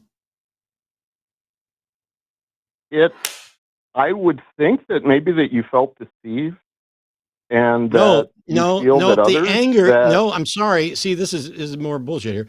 The anger comes from dishonest fucks okay. like you who try to pretend that my anger isn't justified. Everyone's anger is justified. I'm Everyone's sorry. anger is justified. Okay, if we would like to continue this call at all, I need you to do some heavy lifting and stop trying to psychoanalyze me, who you just evidently discovered a minute ago, and actually defend the God belief that you called in to talk about. I called to try to help you. You asked for someone to call if they knew the answers to questions. Yes. And I feel So give that I know the answers to some questions. So give me the answers to the questions. Okay. I told you I spoke with God. That How is do my we feeling. know? How do you know that you spoke with God? I cannot prove it. That's part of the point. That's part of the experience. Yeah. See, every other you're not, species you're, on you're this not planet. ready. Hold on a second. You're not Hold on a ready for second. You this, told me to and hold you're on. not ready for this, hold and you're on. not listening. Are And you able to listen? Yes, I've done this for Every 20 years. species on this planet has parents. God is supposed to be our parent. Where the fuck? I'm going to mute you, Mike, and you're going to listen. Wow. So I've done this for 20 years this week. Yikes. You went as a Christian to agnostic and back to Christian again. And you said it was primarily because of a miracle. We asked if you wanted to give an example of the miracle so that we could evaluate it, because I've never experienced a miracle and I'm unaware of any miracle ever being confirmed. But let's assume just for a second, Darante and I, we will grant you, for the sake of this discussion, that an actual miracle, a suspension of the laws of nature, occurred and you experienced it. We would grant that for the sake of argument, and then say, how do you know that that miracle was caused by God? And how do you know which God? And how do you know it's the God that you believe in? Mm-hmm. All of those things. But you won't even be able, I guarantee you, to do the first step. You won't be able to go from, we have all experienced or acknowledged the occurrence of something we are all willing to call a miracle, to, therefore, that was caused by God. Because there is no way currently to establish sound epistemological justification for accepting claims of supernatural causation on anything ever. Because in order for the supernatural to be a candidate explanation for an observation, we would have to confirm that the supernatural exists, confirm that it can interact with reality in detectable ways, and then show why it is the most plausible candidate explanation. But as it stands right now, even if we all witnessed a miracle, God is not a viable candidate explanation until after we demonstrate that a God exists, interacts with reality, and can do the thing that we observed. Yep. This is about, and as somebody who's identifies himself as a scientist, this is whether or not the claim is testable and falsifiable. And if you were a Christian who became an agnostic and went back to a Christian because you experienced things that you couldn't explain and decided that was enough to believe in a God, then you are basically saying, I made a fallacious argument from incredulity. I didn't know what the explanation for this was. There is no apparent natural explanation that I can come up with or that science has done. And so I'm giving up and going with God. And I understand that, having done that too, and having taken calls from people with that exact same line of argument for decades now. However, that is not rational, and it is not a justification to believe. It is an excuse to make you feel more comfortable about being irrational. And my anger is because you sound incredibly smug and dismissive for someone who does not have an argument or evidence, and you attempted to psychoanalyze me and make it about me. I am irrelevant to whether or not there is a God, and I'm really irrelevant to whether or not you have a reliable evidence-based argument to support a rational conclusion that there's a God. But you know where I'm not irrelevant? schooling you on the fact. So, do you have a rational, evidence-based way to demonstrate that a God exists? By design of the miracle that I received, I did not receive any evidence, and I was told such during my conversation. That it's part of the design of our being, and Mike, that's would you part of agree? the reason that we can't see miracles. Okay. Mike, if you asked me, if I said it was revealed to me by incredibly advanced aliens that they were the ones communicating with you and they were punking you and convinced you that they were God, would you believe that? The experience I had. I'm sorry. I'm going to mute you again. This is really, Mike, it's much, much better if you answer the question that I ask. Mm-hmm. Because I guarantee you we're not moving on until you answer the question that I asked. Do I need to repeat the question or do you remember it?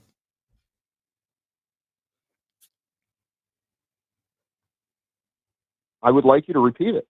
I'm sorry. Okay. If I were to tell you that it was revealed to me by incredibly powerful aliens that they were the ones who were in fact communicating with you, would you believe that? No. Why didn't you answer that the first time? I apologize. I'm a little bit emotional. I've never been on one of these calls before.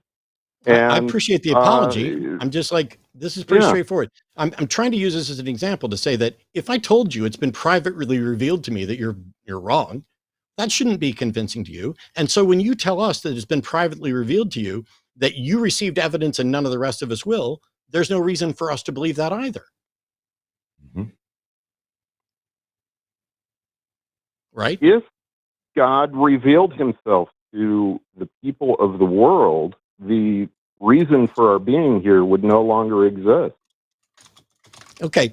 That's an assertion by you that is a post hoc rationalization to justify your belief that it won't happen. But that's not true. So you've built another fallacious argument. Because of the conversation I had with him. I would never believe the things I believe if I hadn't had the experience. I don't believe you had a conversation with God, Mike. Why should I? You don't have to. Cool. You asked. Why are you calling? Why are you calling to tell me something that is of no use? Why are you calling to tell me something that is of no use to me? The message is of use. No, it's not. The message is not of use to me because I don't. You claim to be somebody that has studied God. Oh my God. Oh my goodness. I've done this for 20 years. If every delusional buffoon who thought that he got a message for me from God was believed, I would be in an asylum right now, drooling. And so I need a way to figure out which of you claiming a message from God is actually having or delivering a message from God. And if you have no way to show me, I can show you. I'm still fucking talking. I'm still fucking talking. So if you can show, go ahead. Goodbye, fuckface. Yes. I'm starting to believe that maybe he did hear from God because his messaging was so incoherent that it matches the Bible. You know, it's like you got to be hearing from the same guy at this moment. Yikes. So fucking wild. I put it down. I narrowed it. I got it to where you could acknowledge that I don't have any good reason to think you heard from God. And so if there's 10 people telling me they heard from God, I need to know which of them, if any, is actually delivering a message from God. And when I try to ask how to do that, while I'm in mid-sentence, you decide to talk over me, which means if you're getting messages from God, God either told you to call in and be an incoherent prick, or God didn't want you to deliver your message because you failed. Next time, before you call me, ask God if he wants you to talk to me. ask God what message you should deliver to me. Because if you were attempting to deliver the message that God wanted me to get, God's an idiot who sent you on a fool's errand, ill-equipped, so that you would look foolish, and so would your God in front of hundreds of thousands, if not millions of views on the internet that lives forever. Darante and I sat here, asked questions, tried to get to be reasonable, tried to show all we care about is, do we have any reason to believe what you're saying is true? Oh, I can't prove it, and that's by design. Well, fuck right on off then. Oh, it's the dragon in the garage, man. Mike sounds like he buys into a lot of MLMs. I just feel like that. Oy. It's wild. Kylan's calling from Illinois, is a theist, pronouncer him, and wants to know if there's anything that can replace the benefits of religion. Hey, Kylan, how you doing? How good are you, Matt? I'm all right. I think one of the benefits of religion that we are actually currently struggling to replicate is a tight community. And we live in a world where religions have built tight communities. It's not just a good thing. It's also a bad thing. It is a divisive us and them thing. You're either in our community or not. But to the extent that religions build communities that are beneficial to the people that are in them to some extent, secular communities haven't been able to do that as well, but it's not because there's something deficient about secular communities. It's because we have lived in a system where religion has had an incredibly privileged position and status in the world for ages. And so in the same way that churches get automatic tax-free exemption, your local secular group doesn't. And so they're already an advantage in much the same way that there's implicit, unintentional, systemic racism within our systems where some people start off more advantaged than others. So religion is basically a privileged position against atheism or secularism.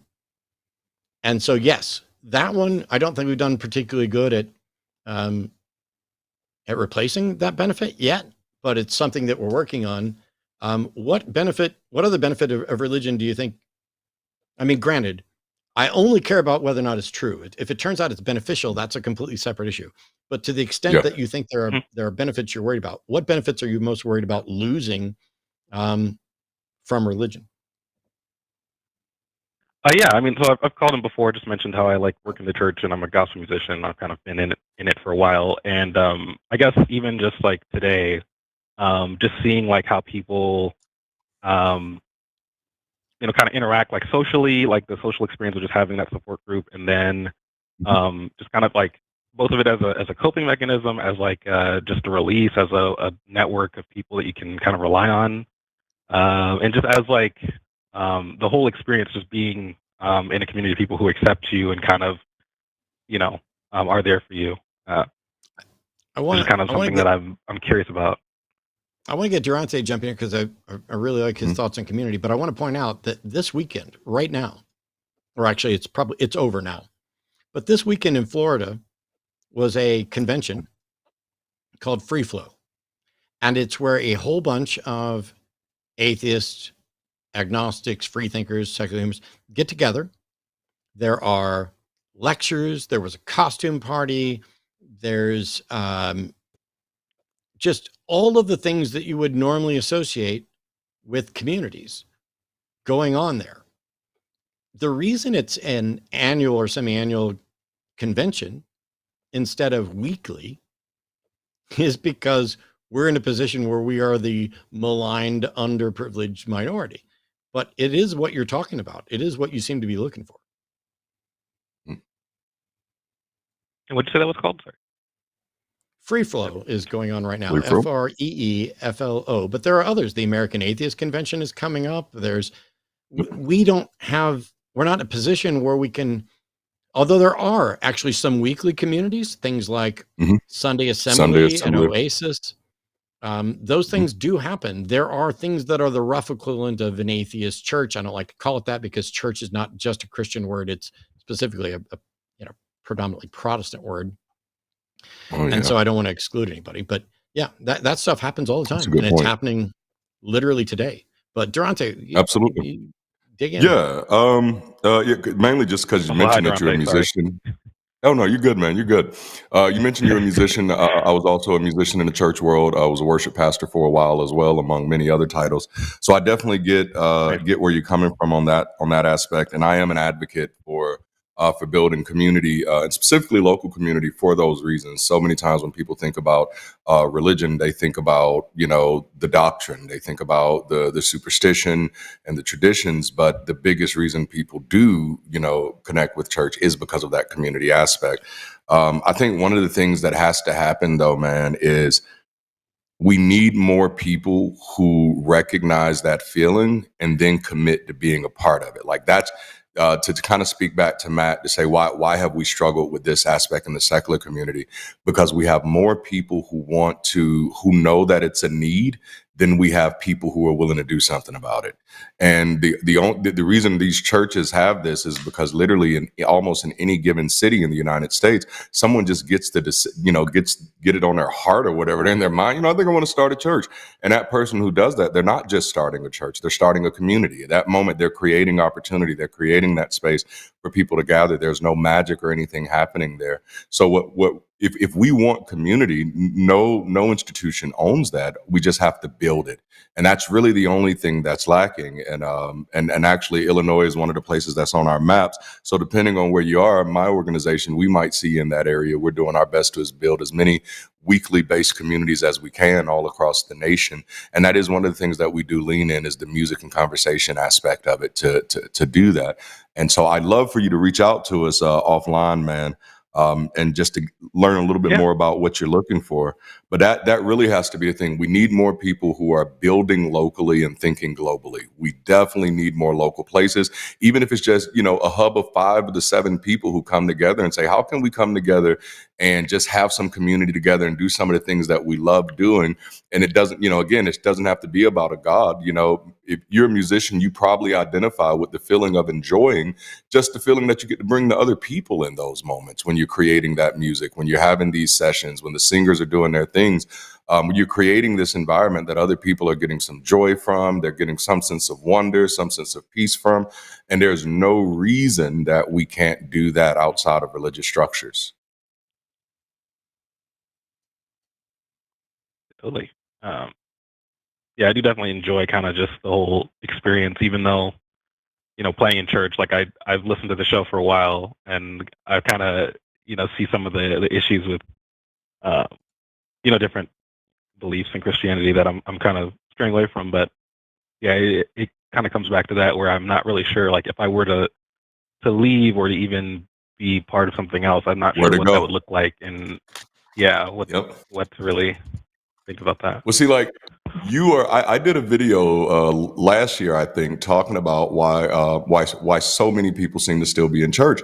And one of my arguments was that there would be more people who would not be in these churches if there were alternative spaces that they could go that were less restrictive, more progressive, that offered them the same things. And your statement just kind of identifies that even more, because that's the question you have to wrestle with, especially when your religion is not just about your beliefs, but it's actually about your day-to-day experience. It's your routine. It's like, what do I do now that I'm not doing this anymore? And so, yeah, just thank you for sharing that with us. And I hope other people hear it.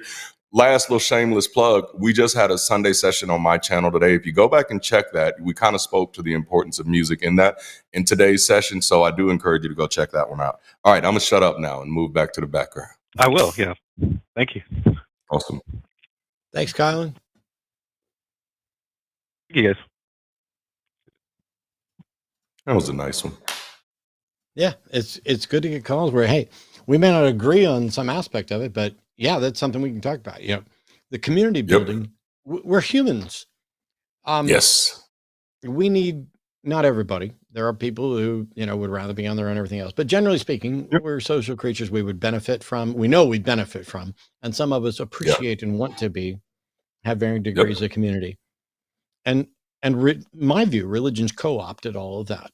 They took the things about us that make us human and said, hey, you can only get that from us. And what we're proving is, no, it's not just from you. As a matter of fact, not only is it not just from you, it's better elsewhere, because it doesn't, it's like Austin has a massive homeless population because it's warm here.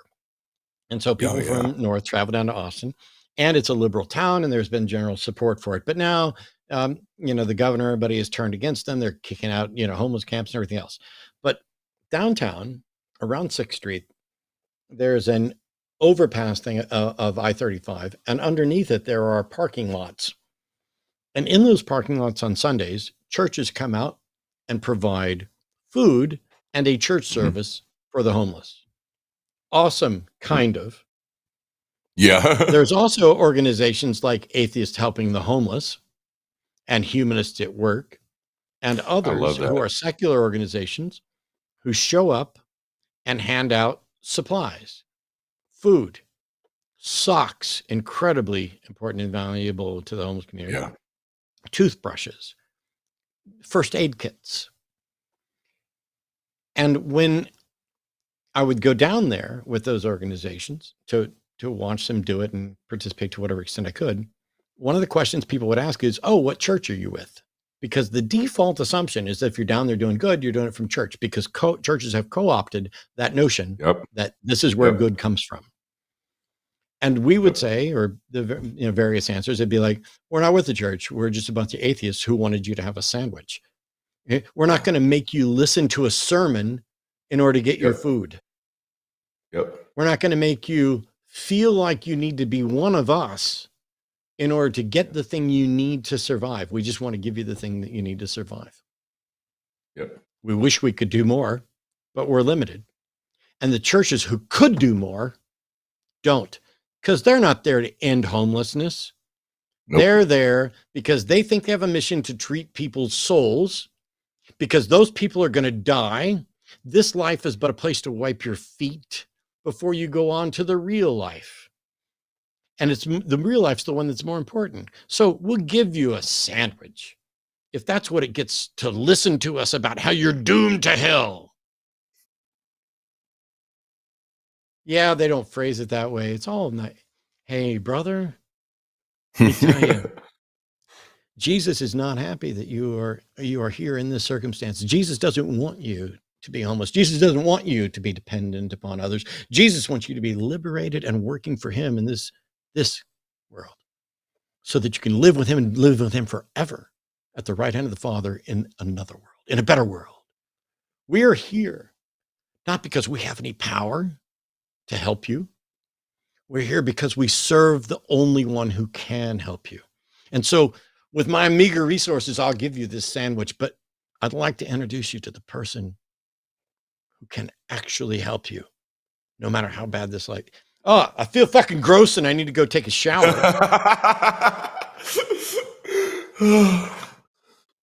All right. Let's, we got Mike calling back. Thanks so much. Right. Mike's calling back. Hopefully we can hear him fine. How you doing, Mike? Good. How are you? Okay. Why should we believe that the Bible accurately tells us about God?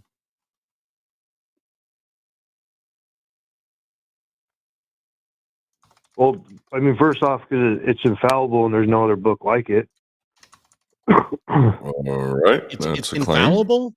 It's infallible. So there's nothing in the Bible that's even a scribal error. I mean, no, I wouldn't say so.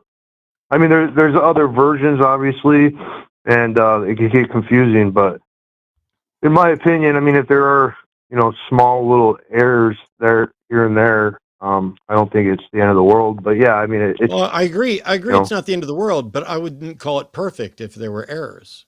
So, for example, when the Bible says you can own other people as property, is that an error? No, absolutely not. So it's okay to own people as property. I mean, in the Old Testament, there were, I understand the Old Testament God is the same as the New Testament God, but it was different times. I never saw Jesus telling us that we could. What was it about that? What was it about those times that made it morally permissible to own people as property?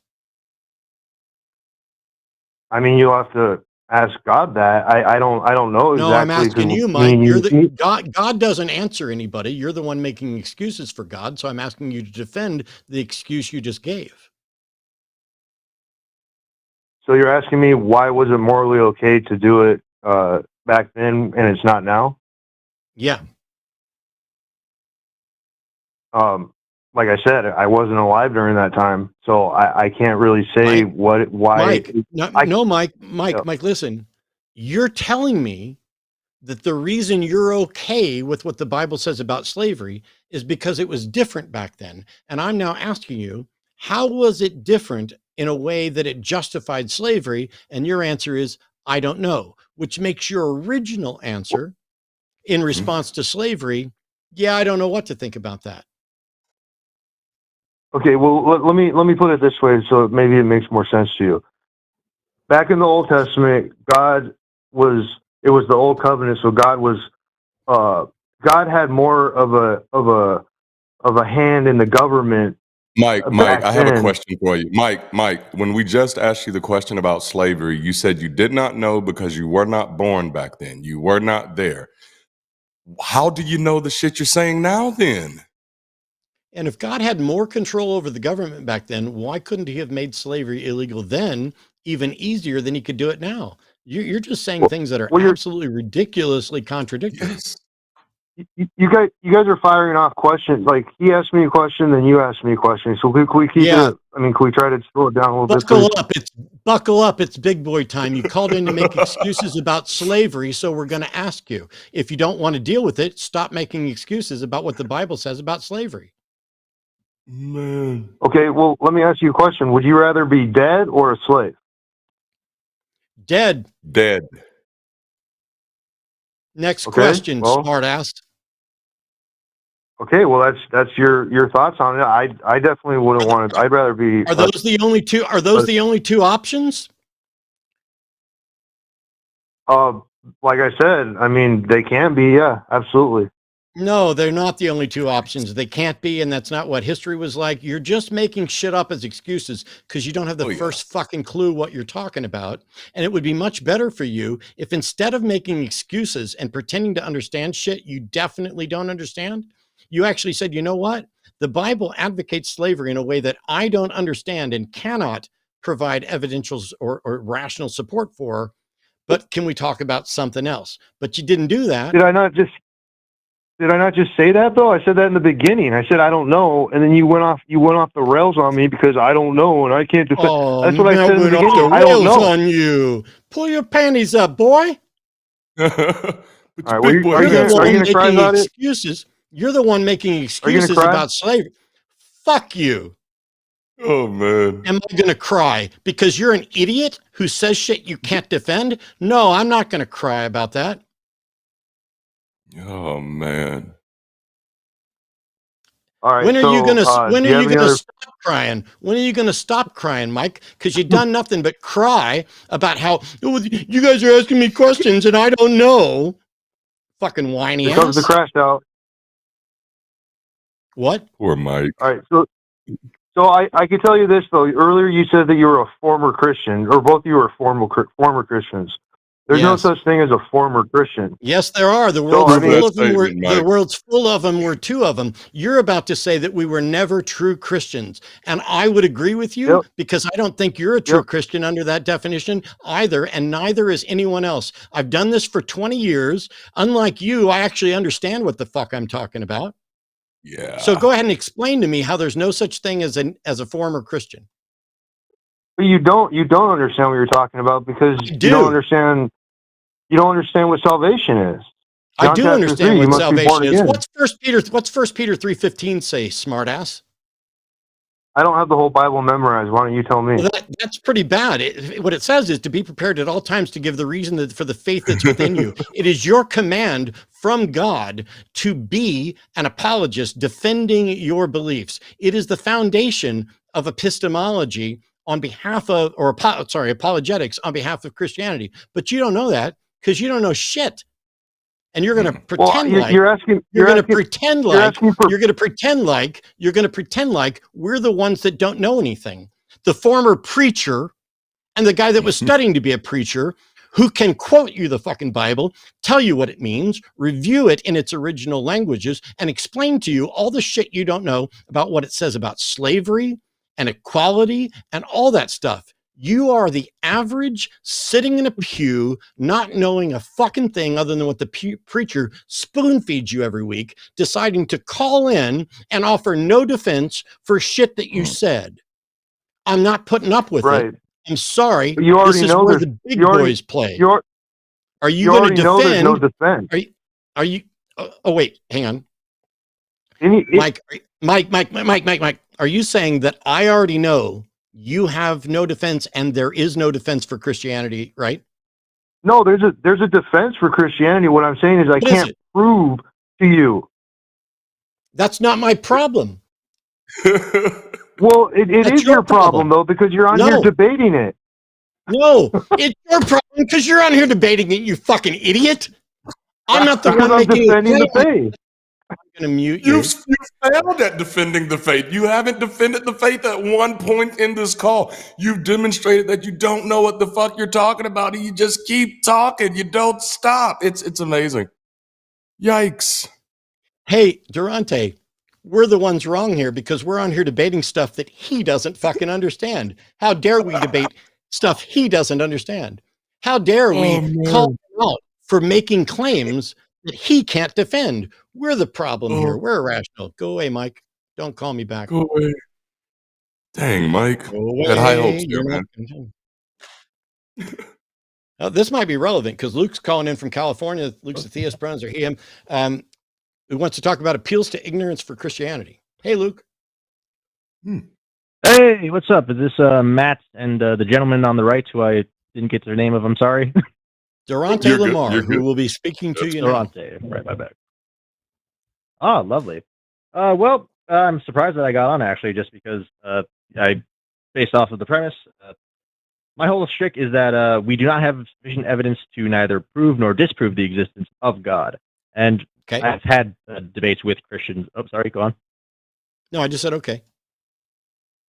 Oh, yeah. And the issue stems from I've debated some Catholics on the subject, and the issue for God and Christianity is that it really does require the presupposition that the Bible has a significant degree of truth in it.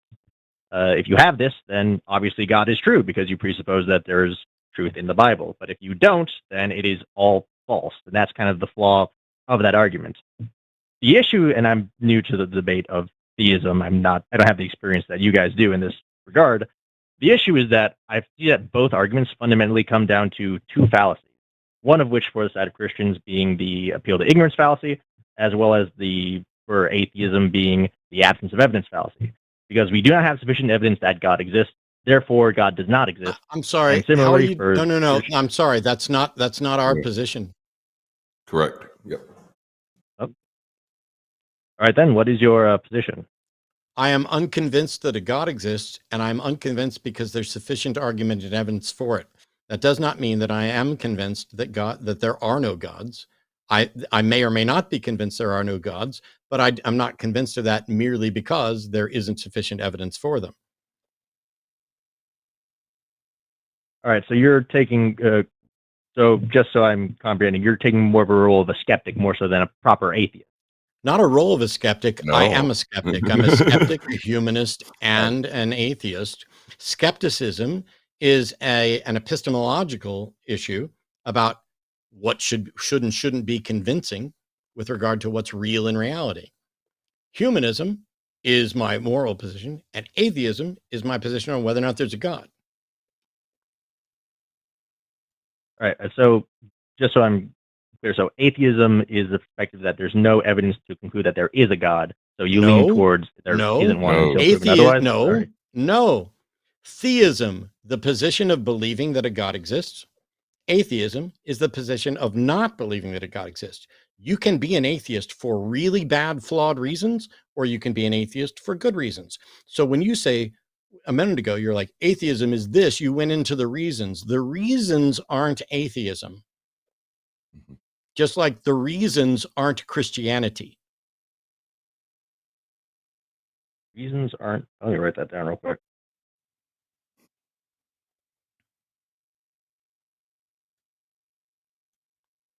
Okay.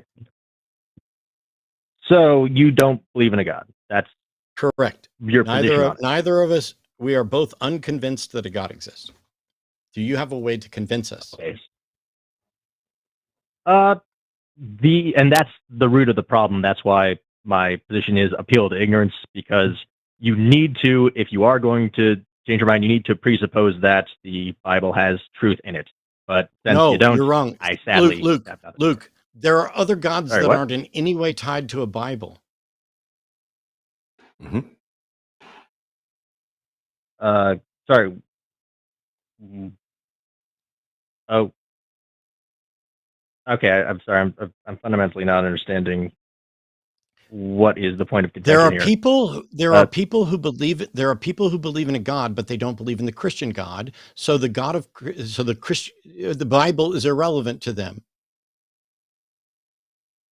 You tied God belief to the Bible, and I'm pointing out the Bible is not the only source that drives God belief. So atheism, I'm not convinced that any of the gods exist that have been proposed. The Bible is irrelevant to my atheism. So we don't need to mess with it. I'm specifically talking about a Christian God, and in order to Luke, it says here you're a believer, right? Yeah. So are you a Christian? Yeah. So you're saying you're saying you believe in something and acknowledge that there isn't a rational justification for that belief, right? Yeah. At least none that can articulate in a debate sense. Why do you believe things that don't have rational justifications? Well, there's a number of reasons for that, particularly when it comes to God. It might be a number of things. I was raised up in a Christian household. That might be some amount of bias that I have towards that. Alternatively, it might be the fact that there's some sense that I feel strongly that there is a real sense of God in the universe. There are some other positions that I have that aren't necessarily provable. Like, I think somewhere in the world there are aliens. However, if I were to provide, what would lead that to, what position would I have to make that true? I would really just lunge on the fact that, well, technically there's no real provable, existence that life on Earth is as special. So surely there's bound to be some form of alien life out there. But the way to counter that argument would just be simply ask, where are they? Confusion, Luke, is that you're a Christian. So you seem to have said, hey, there's no way to prove whether or not there's a God, as far as I can tell, but there's this general notion about a God.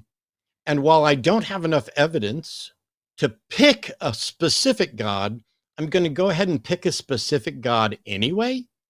What if one of the other gods is really pissed off at you right now for not picking them?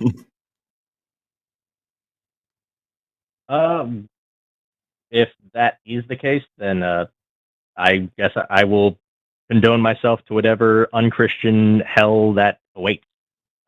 Why pick any of them? Why pick any of them?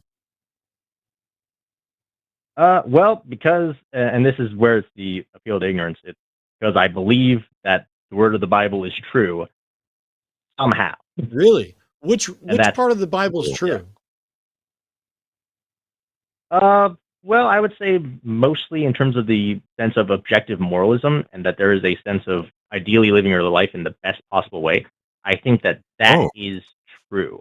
I think that there are certain aspects of the Bible, like the Old Testament, where this isn't necessarily proven, but that can also be the issue with the Bible. Not that way in the not only the New is having infinite punishment for finite crimes. Is that moral? Yeah, no. Okay. Is it moral? Not in terms of it moral to have women at a second tier so that they are not able to own property and have autonomy? Well, again, when it comes to moral, if it's moral in the Bible sense, then yes, because it's coming from the Bible. If it's moral in my sense, I hypothesize no. Thank you for making yet another circular argument. So what you're saying here, I'm going to ask you the only question I care about, which I think is clear you don't, and then I'm going to let Darante continue because I talk too much. Do you care more about whether or not your beliefs are true than whether they are comforting?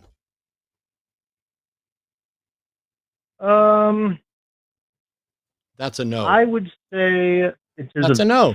Well, people who care about truth how do you don't say, hesitate. Wait. People who care about truth do not hesitate. Period. Well, I really, only was care trying to about truth. comprehend the I don't question. give a fuck if it's comforting. I only care about truth. And when I ask people if they care more about truth, if they then the answer is no. They're trying to find a way to keep pretending like they know or keep pretending like they believe, Matt, because wait. it's comforting to them. Matt, wait, I'm sorry. Are you trying Matt, to talk really over me quickly. on my fucking show? Are you trying to talk over me on my fucking show? Well, I'm trying That's to never, get in ever, something that ever, I said ever, previously. ever going to happen. So let me finish, and then I'm done. Congrats. Okay, my bad. I'm sorry. Oh man. Go ahead. Wait, you're still here, Luke. Are you? Yeah. Oh, I'm wait. done. Who's? Oh, you're done. Go ahead, Luke. Sorry for the interruption. You had something you wanted to say. Yeah. Yeah, I was just going back to what Matt said. Of you gave me two options. Would you want your truth to be more, your belief to be more about truth, or belief to be more comforting? That's not a yes or no. It's either this or that. When you say no, that kind of confused me. So that's all I wanted to say to that regard. But I would also say that the question was, I would say that the question was, I think if we rewound it, do you care if your beliefs are true, or do you care more that they are? Anyway, it doesn't matter how it's framed. Fine. If you want to, maybe I misspoke. Did you understand the fucking question? I do now that you've berated me. Cool. So do you care whether your beliefs are true? Yes, I do. How do you tell if your beliefs are true? You can't. So why hold beliefs that are true, or that you can't demonstrate are true?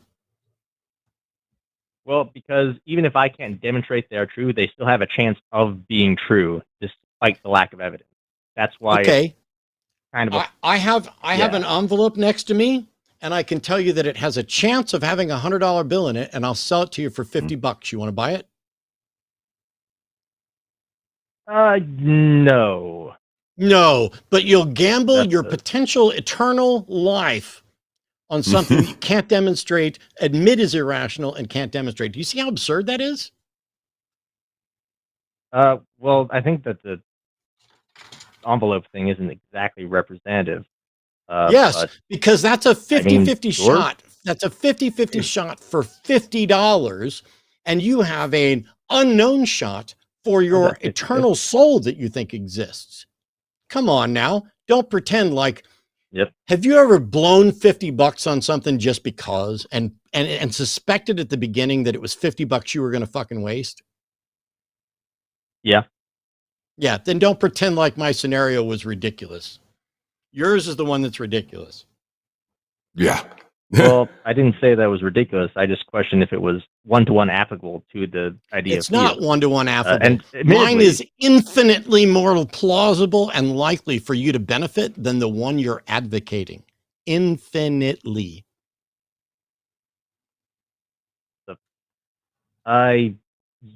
Yeah, there's a potential for it, but again, you have a good point in that I am not making good arguments. I concede to that degree. However, there is an off chance. No, there's not. Even if it is small, I could fall ass backward into the right thing. It's possible. Luke, how do you know that God is possible? Prove God is possible. That's the thing. I can't. Then you just asserted that it's possible. Stop, Luke. You just asserted multiple times in defense of multiple buffoonery claims that it is possible. And then when I ask you, how can you demonstrate it's possible? Then you acknowledge that you can't demonstrate it's possible. So once again, you seem to be the king of believing shit that you acknowledge you have no good reason to believe, including whether or not something's possible. You are taking your bullshit belief that it's possible and expanding that to, because it's possible, this is also possible. And then I can do this. You are doing compound anecdotes and compound inferences based on things that you identify are flawed from the outset. You do not care if your beliefs are true. I rest my case. Yeah. Yeah. Luke, I'm curious, and this is just really a quick question. Is there any reason that you believe this God that has a possibility to exist is the Christian God over any other God? Or do you draw a distinction there? Yeah. Yeah, I would say that the main thing is I believe in the Bible, and that is, to Matt's points, the solid resting of which the faith relies. In the event that the Bible is wrong, then my beliefs are wrong. Okay, so which Bible? The 60 plus, 70 plus, or 80 plus? Let me give a look.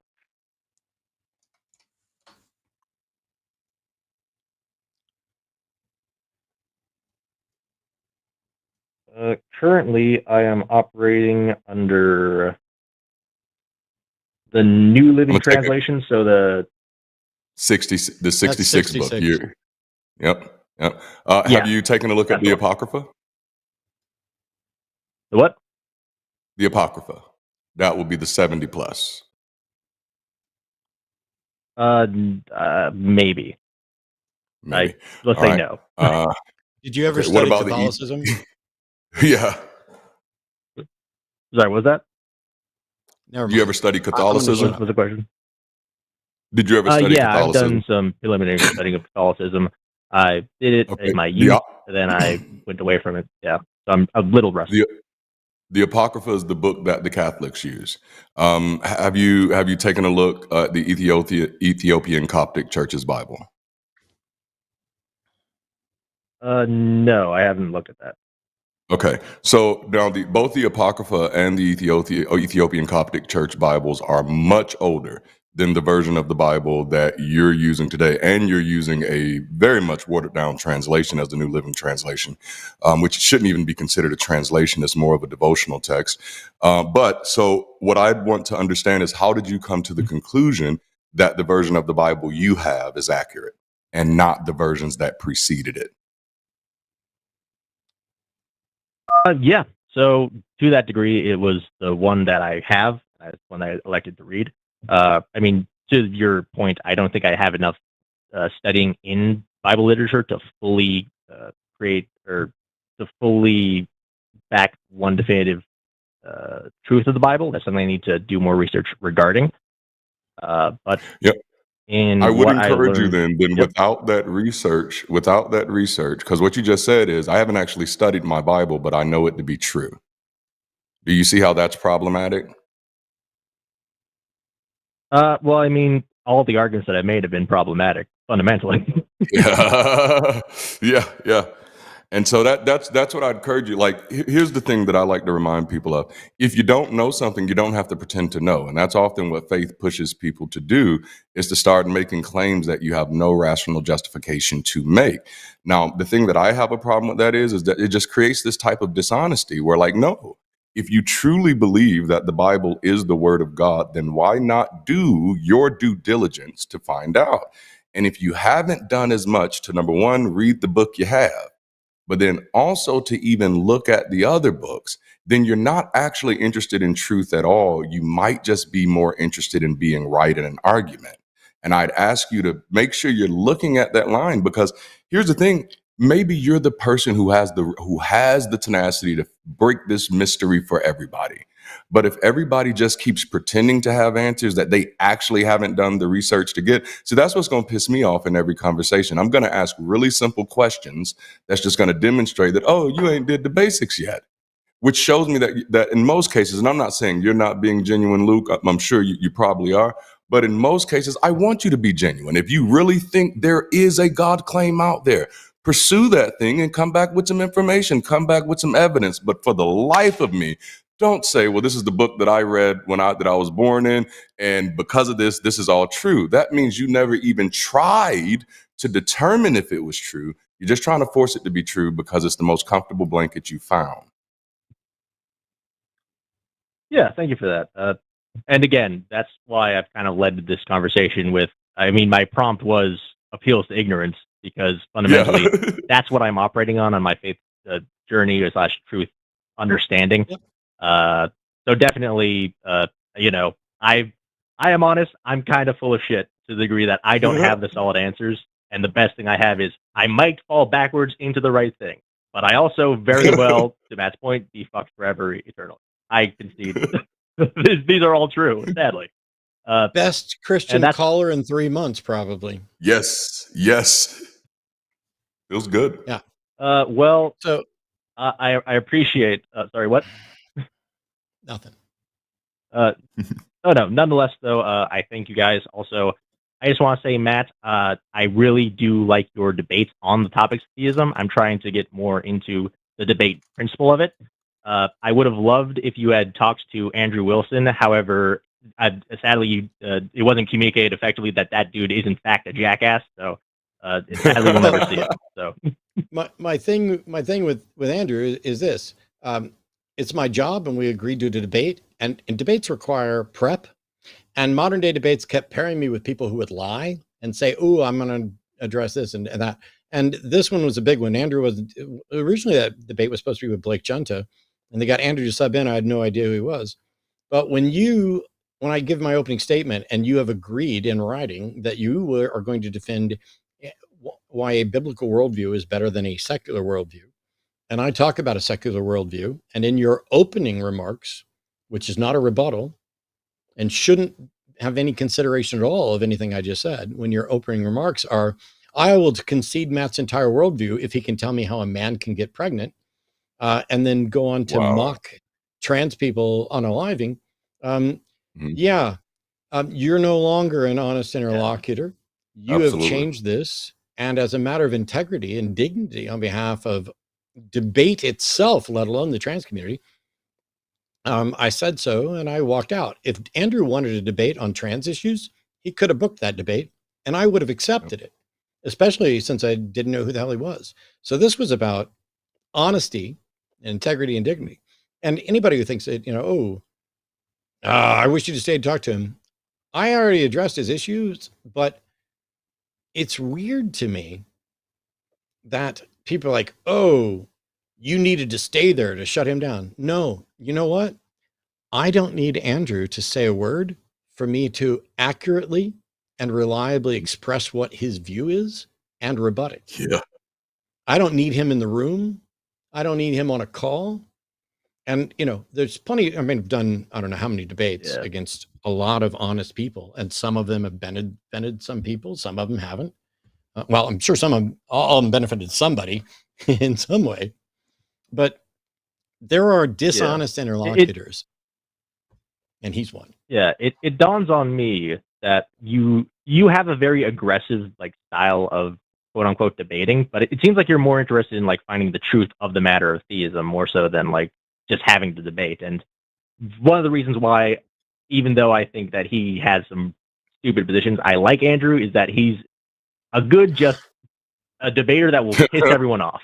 He's just angry and just not everyone's cup of tea. Horrible to have a conversation with. Now you went from best Christian caller in 3 months to one of the worst. Are you telling me that you value someone who debates because they piss people off? That's good enough to put up with them being big, calling themselves Big Papa fascist, mocking trans folks unaliving themselves, and lying in order to piss people off. This shouldn't be Jerry Springer. This is about getting to the truth. And once again, Luke, you're showing that your caring for the truth is dramatically insufficient. Goodbye, Luke. Yeah, thanks for calling. All right, thank you. Should have quit while he was ahead. I disagree with him on some stuff, but boy, he pisses people off, and I really like that. You're a douche. Oh, man. You want the chaos. It almost makes you want to ask who did you vote for. Right? Yeah. Almost. It's terrifying.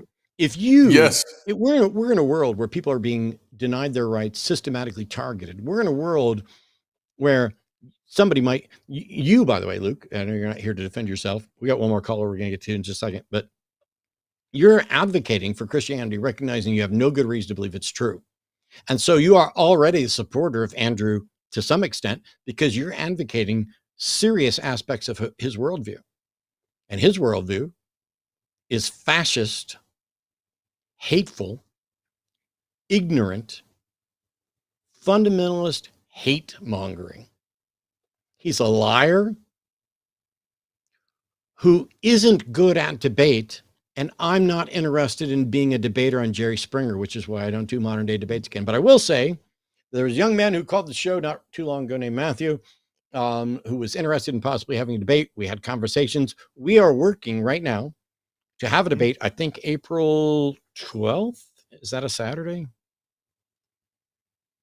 If whatever Saturday is closest to April 12th, that may be when Matthew and I do that debate, because he was good enough in the calls. Actually, he was the best Christian caller in recent memory.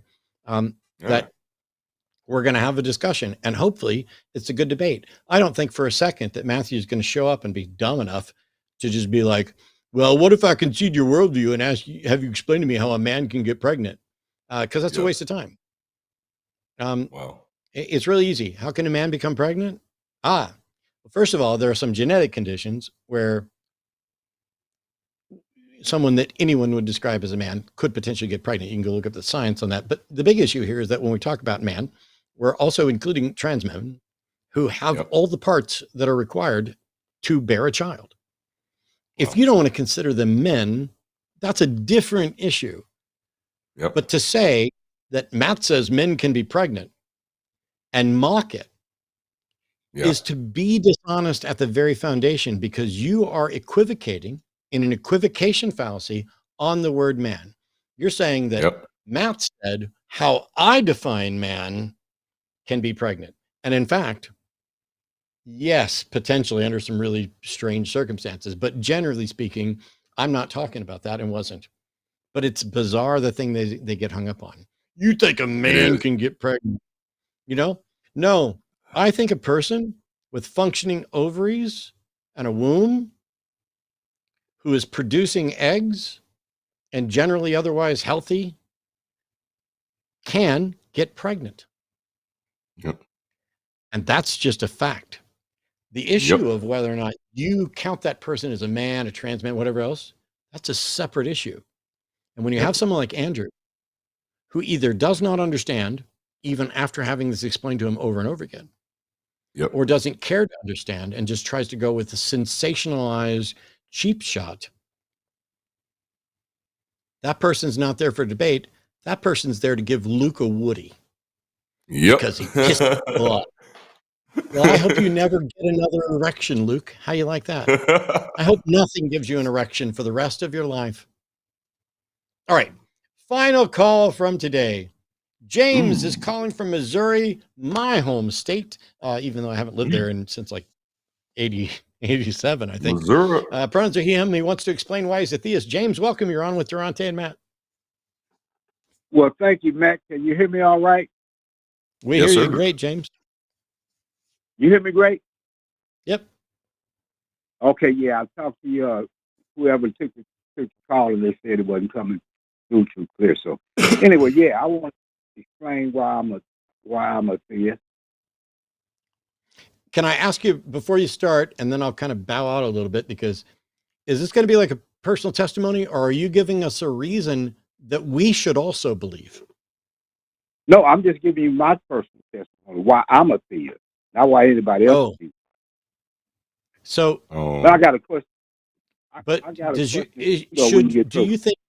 Do you think that your reason for belief is one that should also convince us? Well, my reason can't convince you unless you looking for another reason. I just want to tell you why I'm a theist.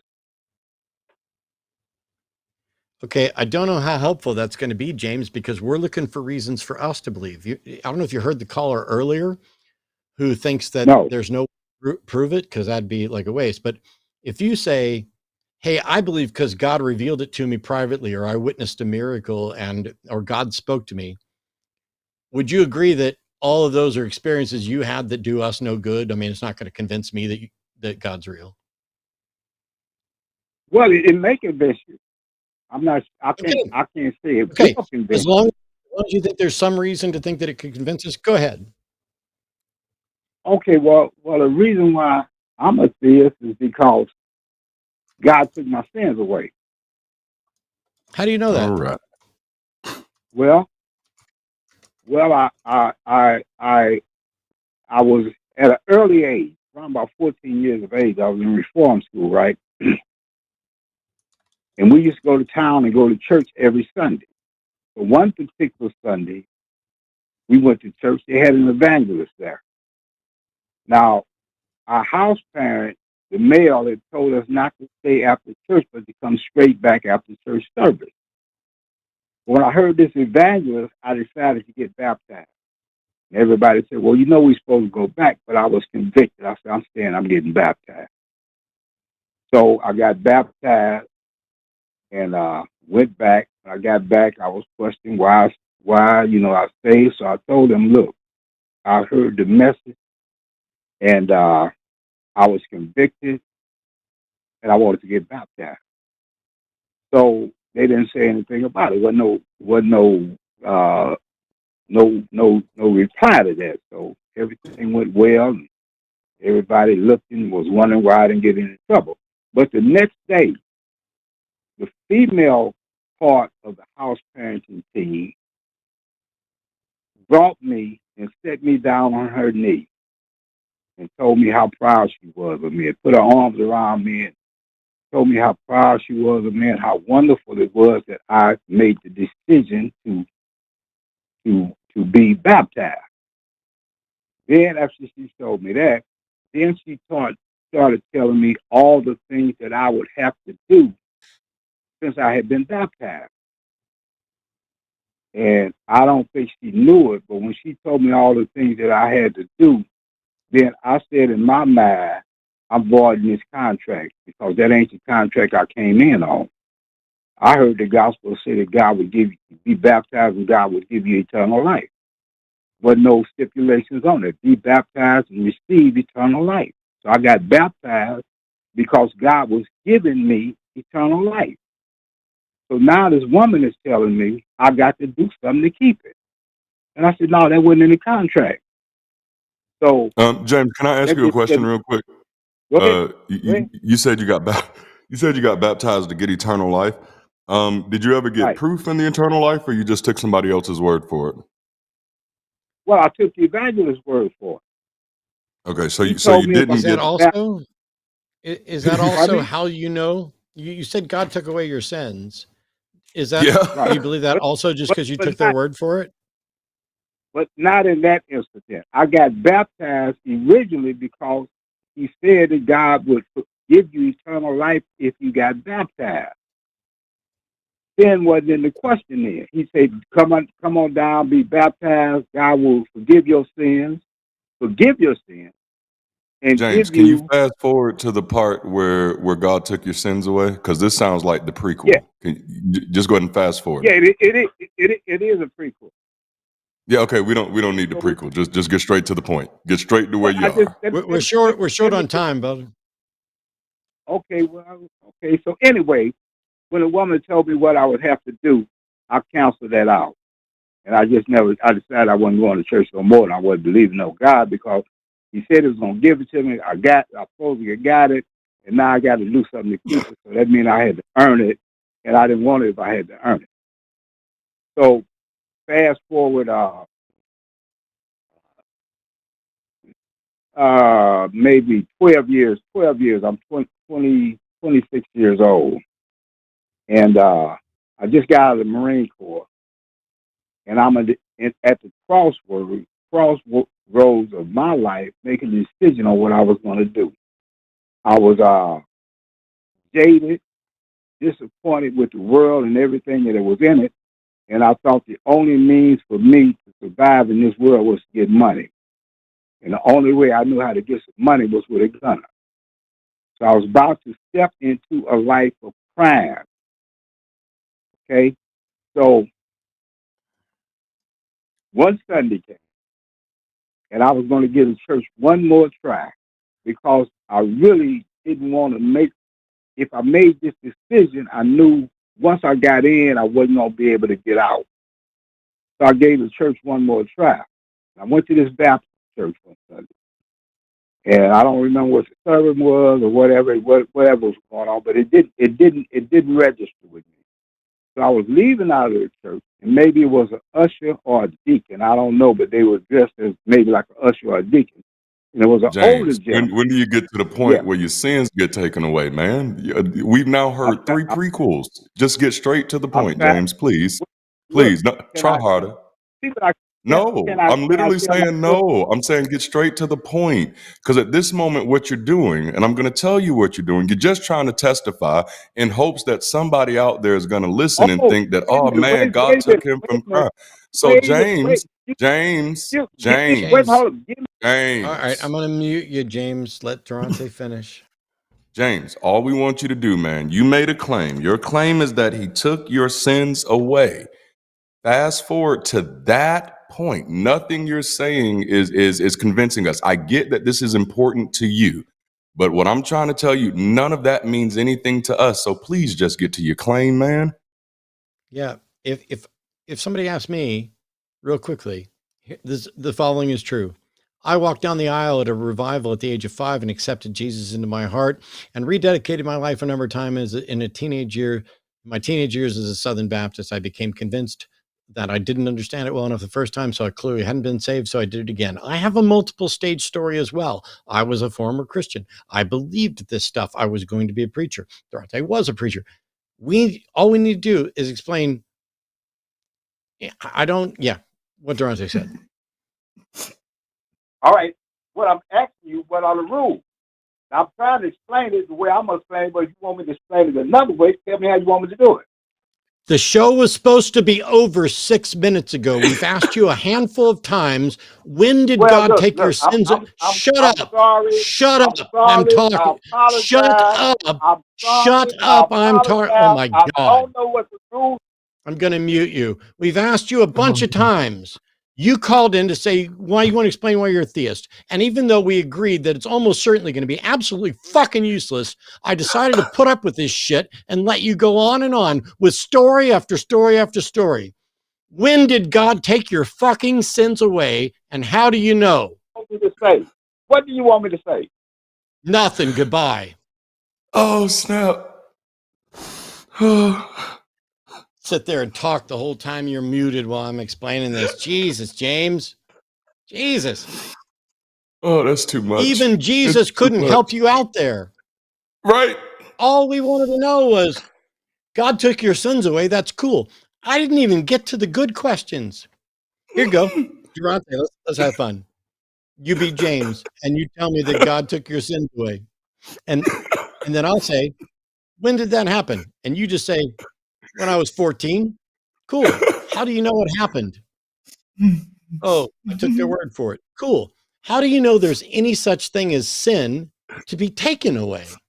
Yes. Oh, I guess I took their word for that as well. Yeah. And even if there was something sin and you had some and you needed it taken away, how do you know it went away? And if you do know it went away, how do you know God did it? Because the cascade of I just believe what they said is the same. I did that, James. When I would be standing in church and I would feel the elation and the goosebumps and, this is the presence of the Holy Spirit. You know how I knew it was the presence of the Holy Spirit? Because everybody around me said it was the presence of the Holy Spirit. And as long as I sat there and went, yeah, that must be what it is, then I believed it too. And then one day I realized, hang on, how the fuck do they know it's the Holy Spirit? How do they even know what I'm feeling? Maybe they're feeling the Holy Spirit and I'm just high. Maybe they're feeling the Holy Spirit and I'm just horny. Maybe they're feeling the Holy Spirit and I'm demon possessed, but he's making me feel very similar to where I can't tell the difference. You don't have a fundamental understanding of how to tell what's going on, but that's fine. We were willing to do this. Yeah. But even when we put you on hold to try to explain it for the third or fourth or fifth fucking time, you just kept talking the entire time you were on hold, such that even when we gave you one more chance to tell us when God took your sins away and how you know it, you still didn't do it. What do you want me to say? Absolutely nothing. I wanted you to Damn it. say, God took my sins away. Here's how I know that's true. Yeah. Because Yeah. even if your reason, James, even if your reason was, I know it's true because of direct revelation, and I understand that you, Matt, and you, Darante, cannot know that my experience is true. And I would say, thank you. I agree. And then I would have continued the conversation to some extent by saying, my issue at this point is that while you acknowledge that we can't know it's true, this is the same thing we have with another caller. Mm-hmm. Why do you think it's true? Yeah. Because there are very few things that I believe that I can't explain to someone why I believe them. Even things that I don't maybe have the best reasons to believe, even things that are dubious, I can at least tell you why I believe them. We're not looking for absolute certainty. As a matter of fact, I just released a video on my personal channel. So you can go to youtube.com/Matt Dillahunty or Sens Deity, whatever, about how certainty isn't possible. Yeah. Just like perfection isn't possible. Mm. A perfect circle isn't possible anywhere. It's impossible to draw a perfect circle, even if you had a pinpoint that was one hydrogen atom or one quark in width. Wow. You can't draw a circle because circles don't have a line with width, any width. That's just how we represent it. The circle isn't the line. The line doesn't work. So we know that those types of things, those types of perfect things, can't be represented. Absolute certainty also. We have no way to reach absolute certainty. We can have a high confidence level and something I call maximal certainty, which is if it is logically directly derived from the foundations of logic, then at least within that system, it is 100%. But we can't prove the system. So it's like saying, I've got a calculator on my phone, and every time I put numbers in and do a calculation, it's been completely correct. But that doesn't prove that the calculator works perfectly. Yeah. Because not only can I not test every possible thing practically, it may be that when I put in 2 + 2 = 4, it's done the same thing every time, and it might do something different another time. But it also might be that the mathematics we programmed into that calculator aren't accurate, which is why I'm not going to do it because we're going to wrap up the show here in just a second.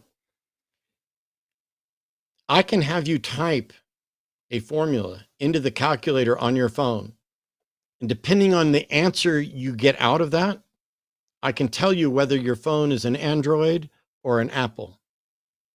Oh, wow. Because while the calculators work great, there's a floating point thing that is different between the two.